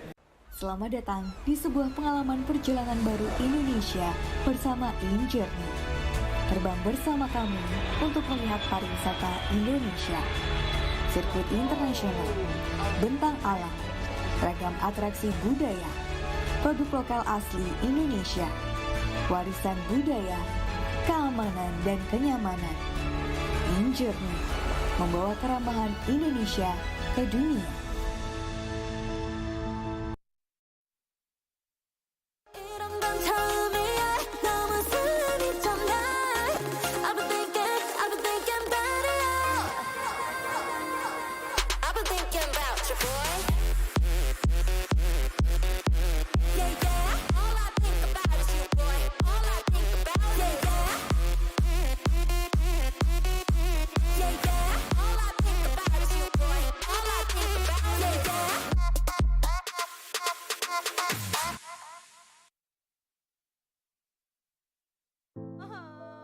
Warga plus 62 emang banyak maunya. Dari drakoran sampai banjir air mata.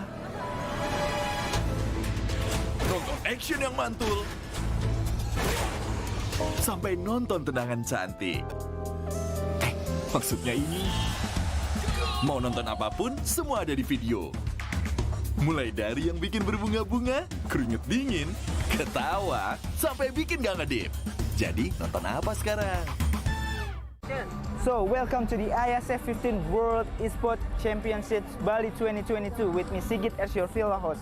So, this is the second day of the IESF 15th World Esports Championship Bali 2022 and we still have a lot of interesting match and games in the game category of eFootball, Tekken 7, CSGO, Dota 2 and also Mobile Legends Bang Bang. You can see full match schedule on our Instagram at the IESF_official and also garudaku.sg.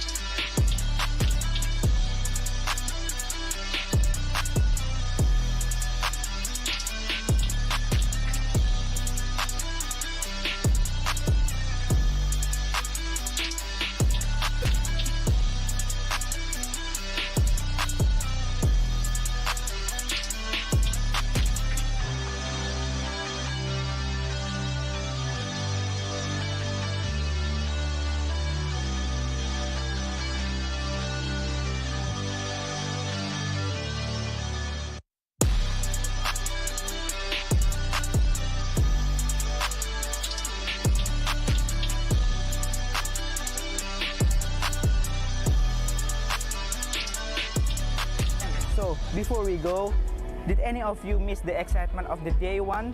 Don't worry, here's the recap day one of the IESF 15th World Esports Championship Bali 2022. Enjoy!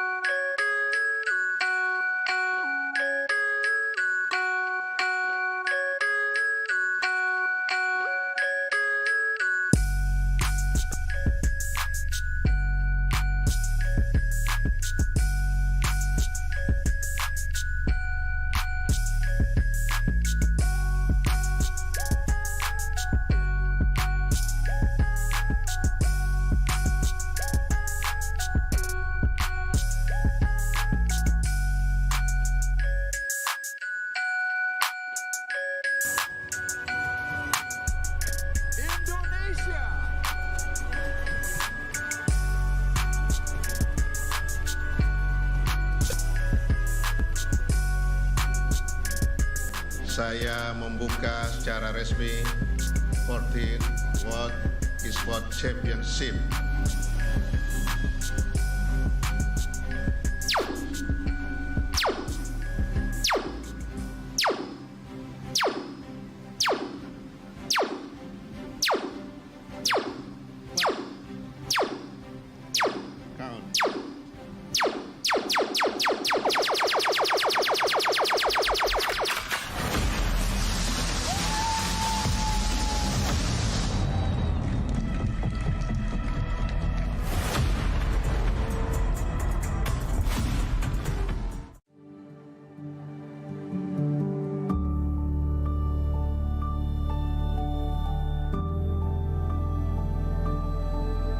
All it takes is one dream. One dream that becomes a journey. to drive an ambition. Believing in yourself. Persevering challenges. Always focused on the dream. To grow aspirations. Having the will to keep going. Building a future with a legacy. Knowing dreams can come true. Over 11 years of growth. The spirit of entrepreneurship. Created possibilities.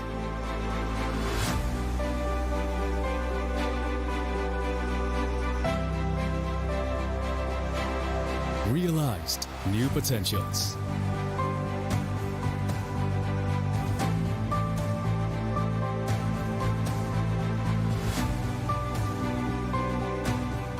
Innovate for the better.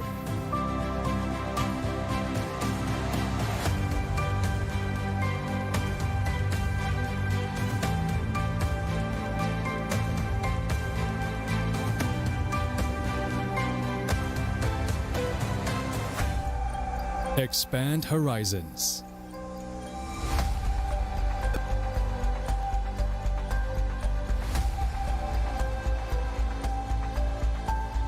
To change lives.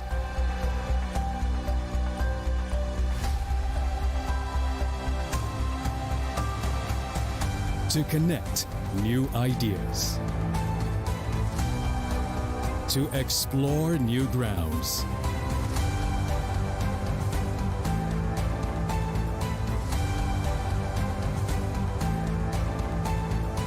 With the future in sight.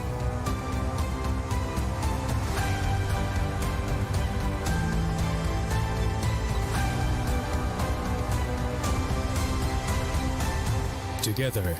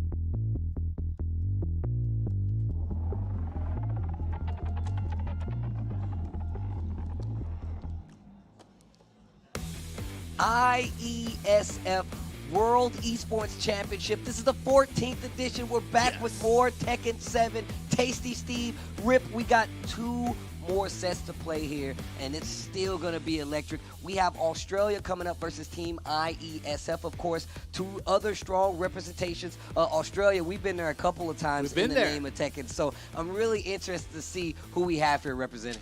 Exactly. You know, Australia, I think they have a very, very good competitive scene for Tekken. You know, obviously, some of the bigger names from there we've seen compete on the world stage already. So this player I'm not as familiar with. This is Bobby from Australia. Okay. So I'm curious to see what he brings to the table here. You never really know.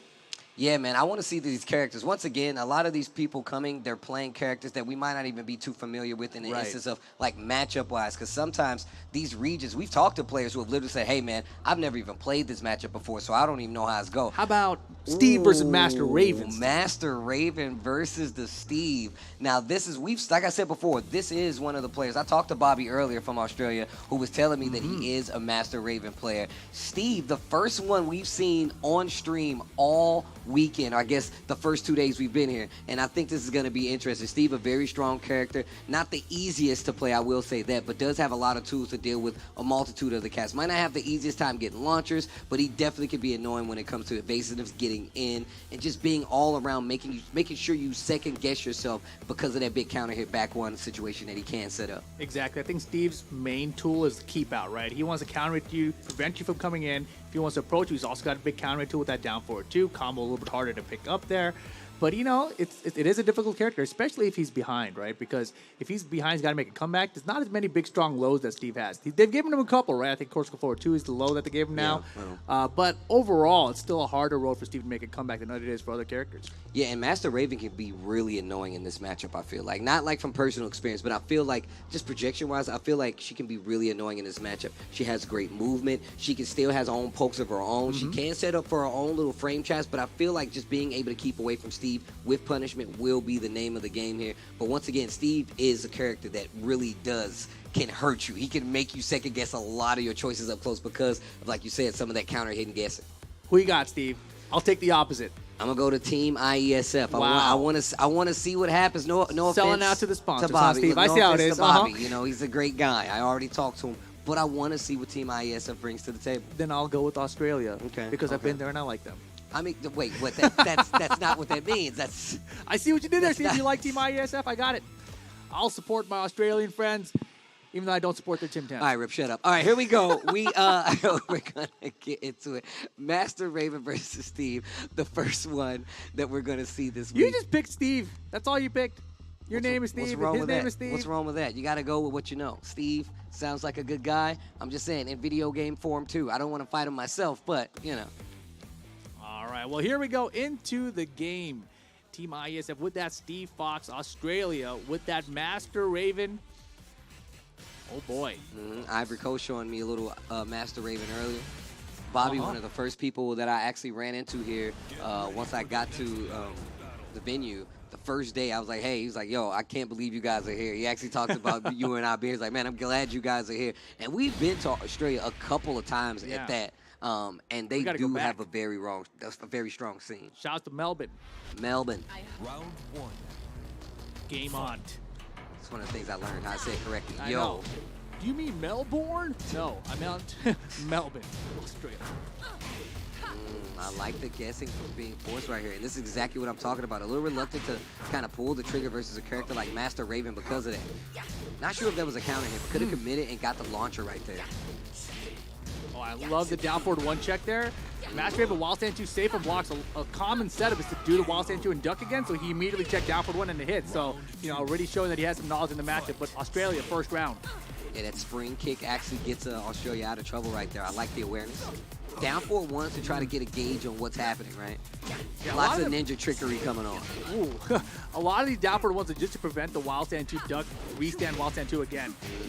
Because if you come out with swinging jabs after that wild stand 2 in the first place, the next one's going to catch you, counter it. All right, should be able to get the wall here.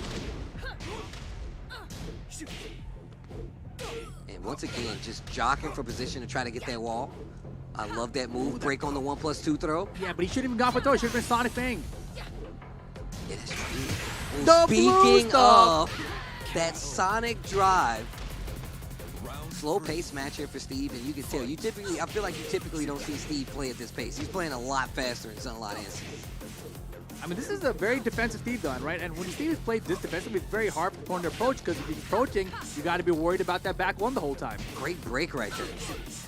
Wow, forward 2-1. That is not a Steve approach that I see often. Ooh, wall splat drops the combo though. Oh, opportunity for Steve with rage here. Doesn't duck the hide this time. What the hell? What was that? No, that moves are forward, so a lot of times you get that, especially with Steve Fox. Actually, it like jolts him forward, so surprised but not surprised. back turn combo, getting close to the wall. Oh, Beautiful nice. punish. Good block here. One of the stronger launchers from the boy Steve Fox. Didn't get the dash throw race good. Albatross spin to get that low parry. out. The mix. Second good counter hit situation, or just, counter option to that Oki after the knockdown from Steve. It has my been ready gosh. and ducked with the rage art punish. That was crazy. I've never seen that. That was ridiculous. Australia, is it enough to close out? I don't think so. Might be. Dead. Not no, dead. Harada cares. Uh-oh. Extra 5 points. The mix, the up 4-3 closes it out for Australia. I heard the crowd pop off a second there. But that was a very interesting first game. A lot of feeling out going out from both sides. But so far, it looks like Australia does have a small edge. So I'm going to tell you right now, we saw 3 situations where Steve would go for that down back 3, I think it is, and stomp it to the Yep. I like to call it the okie doke.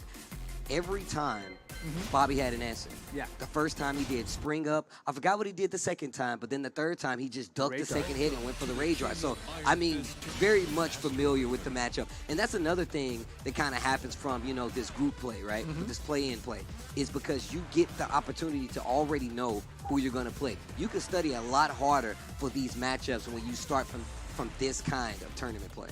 Yeah, that's a great point that you have that Batman prep time, if you will, Yeah.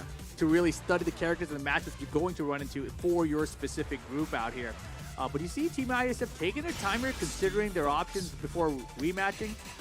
All I've heard being used is Steve Fox, so I expected Steve, but obviously taking some time there, to absorb what happened in that first game. Opting to go with no walls here. Master Raven very strong with walls, so taking that away from her going to be beneficial for Steve here. As you should. Infinite is yours where we're going. And man, that seems so calculated by Australia. Like, it just seems like they had an answer for every option that Steve wanted to go for. Team IESF on the ropes, down a game. Man, now still, the slow approach here from Team IESF. Nice little combo conversion there. Wow, the instant 1-2, I like that. And the changeup has been instrumental. Look at the life lead. Steve Fox, the 1-1-2 closeout, Team IESF. I like that 1-1-2 a lot there. Stop your approach there, and a lot of times Steve, for that stop of approach, is looking for back one, but in that situation, you just need a little bit of damage. Use the 1-1-2 instead. Nice spacing, almost had something big there. Using a lot of the ninja trickery. Oh, the wow, trickery. what a test. Yo, Bobby goes for another guess. Not this time, no. though. Not that punishable. Oh, the Sonic drive. Gonna go for Oki here. Oh my goodness, down 4-3. Got the counter launch off even though it didn't need it. And Australia ties it up here. Nice block. Oh my goodness, on hit. Wildman combo on, he's like, I'm throwing out Wild Stand too. He's gonna hit some buttons. Wow. Little snake dash to get under that. The folks between with punish. Again! And once again, knows that Steve wants to press right there and just fishing for these counter hits. Last hit gonna do it. Set point for Australia right here to take the lead. And the set. Man, those habits are really hard to stop mid-game like this. If I was Australia, I would do something you could do a Wild Stand and 1-2 punish on just to get Wild Stand 2 on him again countered, right? Fishing for. Oh, I got something countered in your too. ear. Something in your ear. Get off of me. Breaks the throw. Something in your ear, it's my fist. Good whip punish. I checked those things. The Wild Stand 2 coming out again? No. Good sidestep right this time around. Power Crush was looking for something. Down 4-1. Stops a little snake dash up close. Good block on the blue. Oh, we got the counter this time. Rage Motif. Will we find the Sonic Drive again? He's had a good hit ratio on it. You can't whip. Oh, my wow. gosh. That up 4-4 recovers so fast. Not close enough. 1-2, we swing Answers it. back instantly. Final round, game 2 here. Taking some early poke damage, but there's no low parry. I was wondering when we were going to see one. Getting a little loose with those lows. Running low this time. Wow, with a jab check. Looking like a boxer out there, Steve. Trade. Nothing Too doing. far. Oh my gosh, that was dangerous. And now Rage Mode for Australia to make this comeback. Oh, spins the blue early. Not sure about that one. Got the quick Not stand. dead. Rage for Steve. The Oh, Rage drive for the Sonic win. drive. Team IESF says I'm not done yet. You want to try me, Gum? I do. Final game incoming. Infinite Stage definitely worked out for him, but they're going to run it back on Infinite Stage. I don't That's know a if that surprise. was, I mean, Bobby must be feeling really confident. Yeah, I would have definitely taken him back to wall because he clearly had some, he wasn't comfortable there. He had some uncomfortability. Ooh. Nice throw with punish right there. Clean launcher, big damage. Oh, no. Oh, there's the down. I think finally finding one of them. Oh, wow. And just overextending. Again? Goes way too far. Spins the blue stuff themselves. Australia. Steals the round. I mean, IESF has found so many of those rage drives. A lot of times in both these matchups, right, you expect that rage drive to be coming out, so you're being very defensive. But Team IESF has found that rage drive multiple times here. Oh, wow. What a combo conversion. Beautiful. Crowd getting a little restless here looking at this match. It's getting a little tense. Yeah, this is back and forth. Double do it quicksand. again? We get another one. We get another one. one. I bet you won't do it again, though. He might. Yo, I'm a ninja. Man, that's a good gamble right there. He's like, I'm not even going to make the bet. I'm walking away with my winnings. Surfboard. Oh. Yeah. Okay. Just like that, it is separate from Australia. But what caught me off guard there is, Team IESF really has been fishing with much back once to try to stop the approach.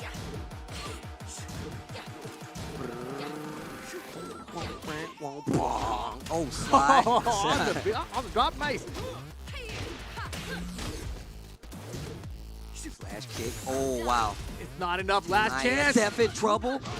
The low kick this time, it was while standing 2 every other time, so he was scared about the mid. And there was the low, the mix-up for the end. Australia gets it done over Team IESF. It was looking pretty close right there. The second round rebuttal from Team IESF, Steve, was so good. Actually started blocking a lot of those lows. Made it so you have to do that stand-up game a little more. But I'm going to tell you, I feel like one of the instances that really did hurt them is the fact that they were not actually doing anything about like those little mistrap setups. Like it was a lot of like mistrap, like, are you going to do anything? You're not going to do anything? Where he was really just pressing his offense to kind of get that momentum, just to see if you were going to swing. And it really did pay off because I feel like Master Raven is that kind of character. She really does get the opportunity to test you movement-wise. We saw it earlier with Ivory Coast with that snake dash. Also, just the opportunity and being aware enough to have answers to that down back 3 in a lot of situations. But you saw the lows really do some work, as well as those down 4 too. These rage drives, though, were crazy. I don't think I've ever seen a Steve hit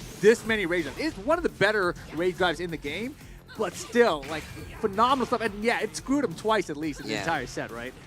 So that was unfortunate. That's just some Master Raven stuff, but this was beautiful. Ducked underneath that down back 3, rage art over the high essentially. So she teleports out so the high doesn't even touch her, comes in for the punish before it recovers. That's just really smart stuff. The up forward 3, he got it a little late there, tried to do a get up kick, I believe. So Australia got the first game, but then Infinite Stage. Yeah, and the switch to the Infinite Stage definitely worked out for Team IESF. And still, it really didn't change much for Bobby because he was still playing his game. But these rage drives, like you were talking about, really started to do the work. Exactly, and this was a very close one. It's back and forth here, the rounds. These wild man combos, wild standing 1-2 from Steve. Afterwards, kept on swinging, and Master Raven kept finding those wild standing 2s, right? And just kept contesting. I was like, why do you keep contesting? It got a few launches after it, and even still, at the end of this game, we saw how that turned out, where it was like the true guessing game had been implemented, and really just checking in a lot of instances.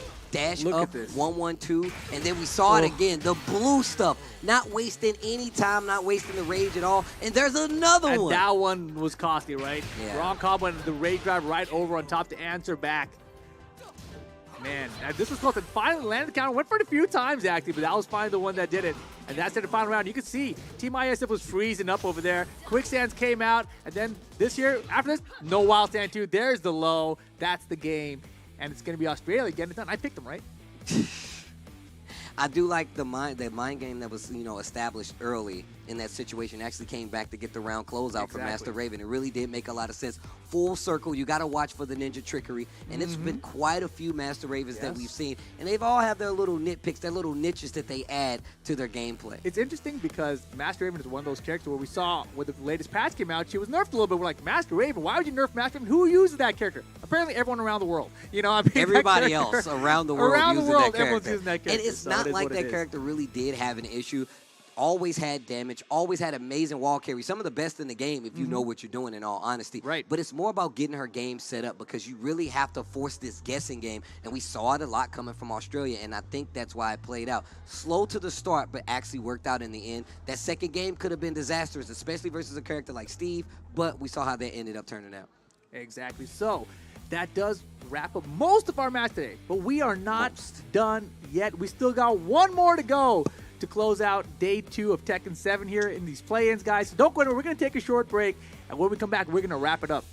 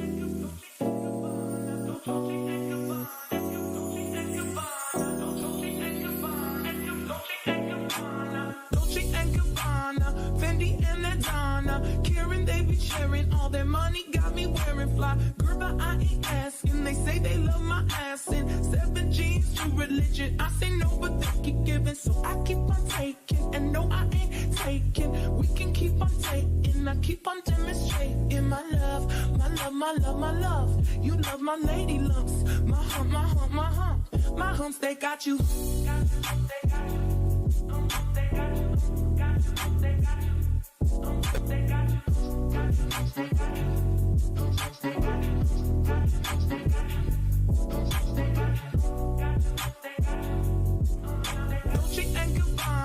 Fendi and Adana, Karen, they be sharing all their money, got me wearing fly. Girl, but I ain't asking. They say they love my ass and 7 G's to religion. I say no, but they keep giving, so I keep on taking. And no, I ain't taking. We can keep on taking. I keep on demonstrating my love, my love, my love, my love. You love my lady lumps.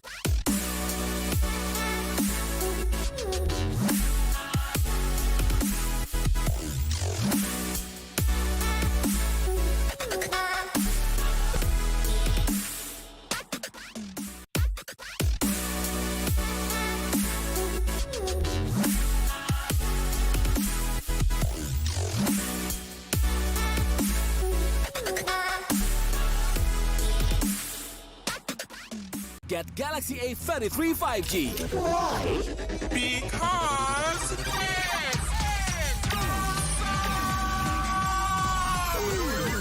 Galaxy A33 5G with awesome processor. Buy now. Get Galaxy A73 5G. Why? Because this is awesome.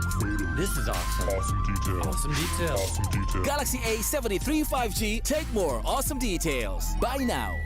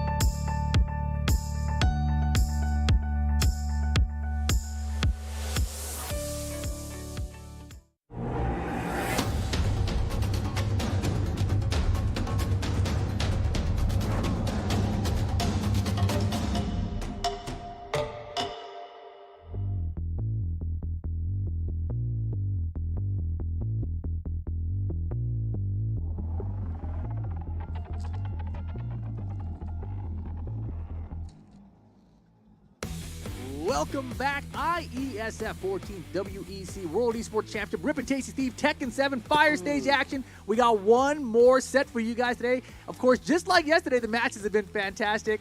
And I'm curious to see what we get coming up. So look, first off, we do have a returning player that we saw yesterday.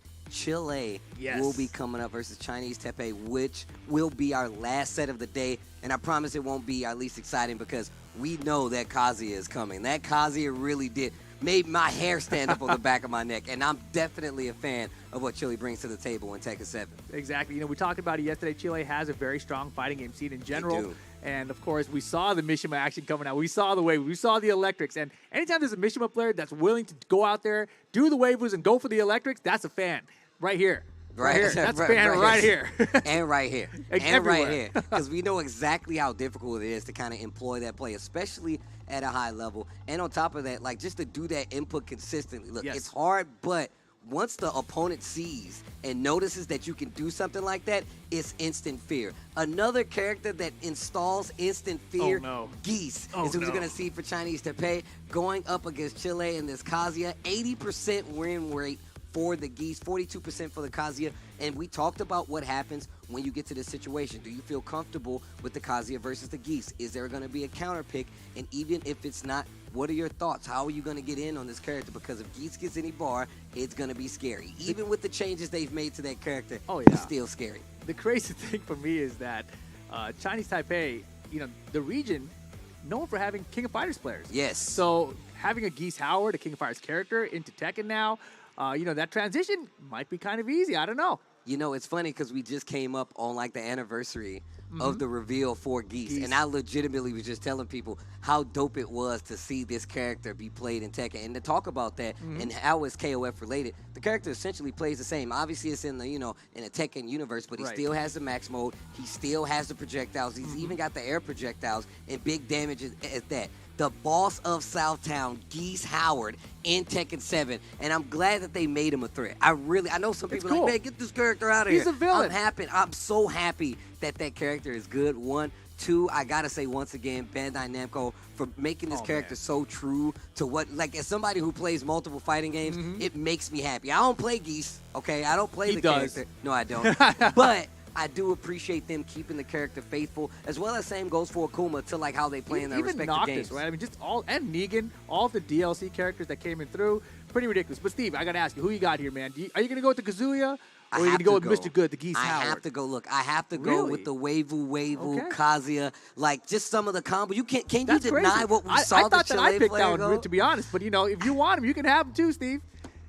No, you definitely want a Chinese Taipei. You definitely picked Chinese Taipei. I don't think so. Bro. Look at the screen, Steve. I definitely picked Kazuya. I wouldn't even say I that. Definitely picked Chile. That's obviously wrong. We're No, gonna have to it's talk to definitely production right. about that because I know. You wish. I know. He forgot how much of a fan he was. That's what he forgot. And I'm the one that's old, the bad memory, huh, Steve? Come on now. Kazuya Mishima. That's what I got, Steve. That is Chile. not fair. I definitely would have. I've been there like 5 times. I love Chile. No, maybe like 3 times. I don't know. Either way, it's going to be an exciting match. I definitely picked Chile, by the way. It's going to be an exciting match to see here. I want to see how this Geese plays out. Obviously, like you said before, very much known for the KOF in that region. They're very, very strong in that game. I know personally. I've seen it with my own eyes. But Geese is also a big threat when it comes to Tekken 7. We talked about how Akuma is a character who kind of needs that input experience as well. He's not like an easy character to deliver with, but once you can play him at a high level, he becomes a threat across the board no matter what the matchup is. Exactly. And, he's another one of those characters. This latest patch of Tekken, they kind of knocked down the top-tier characters just a little bit, and everyone's like, Geese is dead, Fakamram is dead, this character's also dead, everyone's dead. Everybody's dead. And they're all still doing fine. It's kind of crazy out here. But I think that Geese Howard is actually doing just fine, despite the down for 2 chains. That's my favorite nerf for him. Because you expect the wall start to have like, nope, you just did it for nothing. He just slaps you in the face, you got to hold it. No, but Geese is still very scary. But even still, like, let's talk about, like, Kazuya. Kazuya is not an easy character to play either, right? Does have really good tools. Easy, you can get the Shining Fist knockdown confirmed. Still has Hell Sweep. Not easy to get around, but you got to sidestep it left. You got to know before you can do anything. But we know Chile is bringing a nice Kazuya to the table. Very unique combos, great awareness, and I would be hard-pressed to believe that he does not have experience in this matchup playing Kazuya the way that he does. Exactly, Steve. But here we go. they're going to be picking their characters. He's hovering a Heihachi. I'm going to assume that he just hasn't moved yet, right? I mean, he's got the Kazuya, so he might have a Heihachi as well, but it is going to be the Kazuya and the Geese Howard. By the way, Chinese Taipei's player's name, Mr. Good. Oh, wow. So he better be good. He better be nice. I mean, if you name yourself Mr. Good and you bad, that's rough. I mean, maybe it's part of it. Maybe he's not good. He's great. Damn it, so he's downplaying himself He's downplaying to get in his himself. opponent's head? Yeah, yeah. I like the thought of that. But Chile, where he's bringing the heat. Mordrek with the Kazuya. Arena stage, game 1. Been seeing a lot of stage switches after some of these matches. And sometimes it is for, so you can get that extra damage, right? You really do want to get walls in there. Sometimes you want to remove walls from the equation. But here we go. Who can start out? And that's the thing about Geese Howard. Like a lot of Tekken players, when these characters came out, like, what are these projectile things? These aren't in my Tekken. What the? I don't know how to deal with that. You can slice them. 1-1-2 of his own. Finishes the string. Down 2. Oh my God. Sidestep left electric. How dare you? Wants to carry. Gets a little closer to the wall. Little mini wave. Hands off, bro. Yeah, that would have been good. Would have switched to side positioning there. Oh. Tries to swing in between that string. Rage mode Down here for Kazuya. 3-1. 1 bar there. You got to watch for the back 3. Sidestep 4. He wants another one. Rage drive doesn't work out. 15 seconds. Got the running 3 slash kick. Not going to be able to kill, though. Yeah, but now Hellstrom can kill. Oh my gosh, the strings! He's got strings. Did you see the wave right after it just to let him know? That was some clutch stuff for the end. He'll stay back. Can't let you get close. This is actually such a sick matchup. We don't get to see this enough. Kazuya versus Geese. We definitely don't. Game clash. Let's go. Ooh. 1/2 a tsunami. Nice sidestep left there. Man, Mordrek is Yo, sharp. Mr. Good. You're making me a believer. Yo, look at the electric pressure. Sidestep 3 again. They are getting hype in here. Yo, the crowd, South America out here. They're rallying together right now. Ooh. Yo, the down forward, down one forward, check. 1. Okay, wait a minute. 1 round apiece. Very slow-paced game we saw right there. A lot of respect being played. Beautiful. My man's been saving the meter for the perfect moment, and here it is. And he still got 1 more. He does still have 1 more, but didn't get an optimal combo there, right? The wall ended up too close there, so we didn't get a wall combo to go along with that. But look at his meter. He's about to have another 2 bars. Thatcher kick. Nice punish, shining. Oh my gosh! Yo, you're dead. Yo, Chile. Oh my gosh. Bro, the South American representation here going wild in the crowd. Nice. Down 3 to get under that. Gets the full confirmed. Down Counter. 4. Counter hit. Gonna get you to the wall as well. You gonna get the double? Wow, he's got like Repookin. full meter here too if he can get to the final round of it. And he's gonna get it perfect with full meter going to final round of game 1. Chinese Taipei, Chile. Down 4 is just teasing. Mr. Good taking a page out of Chile's book with the down 4s. Keep tapping their legs. Man, if he was a little bit closer, he would have electric that Repookin. Oh, Just do it. Yeah, back to 1. Max mode. I love the conservation of the meter. Raging Storm, you're Get dead. up! Oh, just a down 4. Hit you with the double Repookin just to send you on your way. Yo, he's living up to his name. He's looking pretty good. Told you, man. Maybe he's not good. He's great. All right, man, that's hard to do. You know, you got the crowd rooting against you, essentially. But Mordrek had a good start, but really Mr. Good stayed composed the entire way through. Never really got phased, despite being behind early. Never really shook. You can see it right there.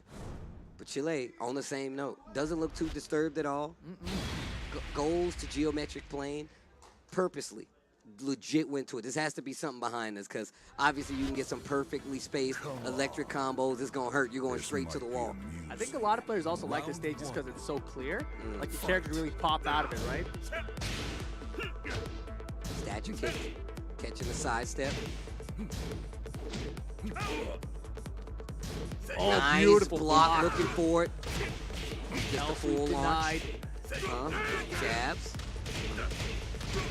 Oh my goodness. Oh, the damage. Bounce. Oh, every time. Oh my gosh. As soon as you got the bar, you ate an electric big damage, and I'm staying devil. Oh, we're a devil. Oh my God, boy. no, the drop the Oh, he still got it. Oh my God. You know, I've been talking about how I see these devil transformations and they never ever do an electric after. It's like, you got a mid-electric, dude. You got to use those. Down 4. Oh my gosh, that was so wild, but he's still back. Double Repuka. He says it with such conviction. I don't think so. Look at the combo conversion off the spring kick punish. That was beautiful stuff from Chinese Taipei. That was sick, actually. Oh no. Whip. Those electrics mean nothing to me. You know who I am? Mr. Good. Mr. Good. Tell your friends I'm great. Double Repuka. Power crush not gonna work. Chile hitting the brakes on it. Gonna be able to block. Oh, and the reads could punish as well. Didn't get the launch this time, but still enough damage. Can close out if they find another hit. Chinese Taipei, one more. And didn't even go for a proper punish, just down 2. And this could be it. Chile in trouble right now. Yeah, big trouble finishing springs here. And you can see right now, Chinese Taipei, they smell blood. 2 bars on deck as well. Stature kick starting to add up. Hell sweep works this time. Not sure what that was. Onto the wall. Uh-oh, starting to read those lows, those down 4s. Nice 3D movement to get away from the projectile.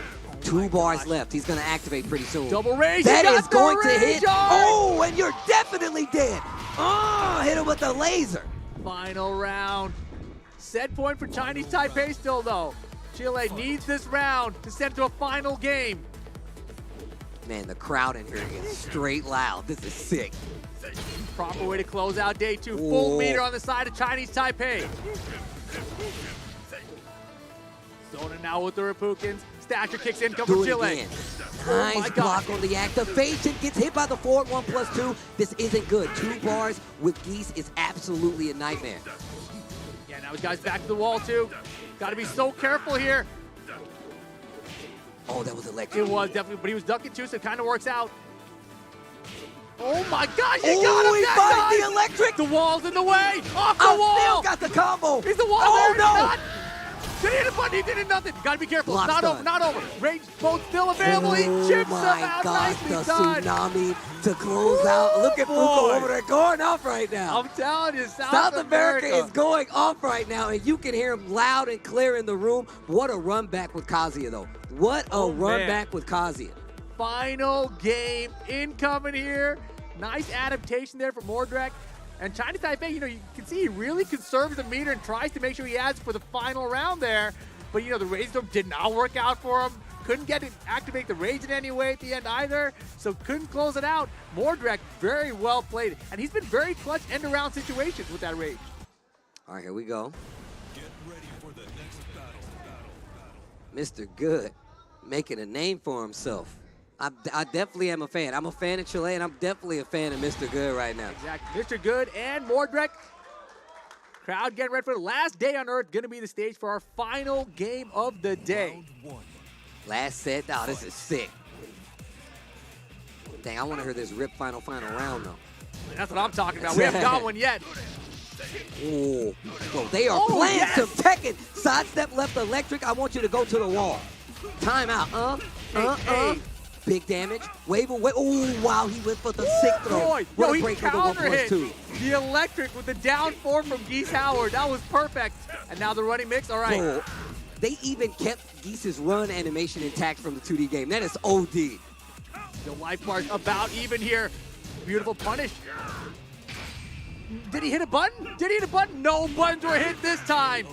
First round, Chinese Taipei.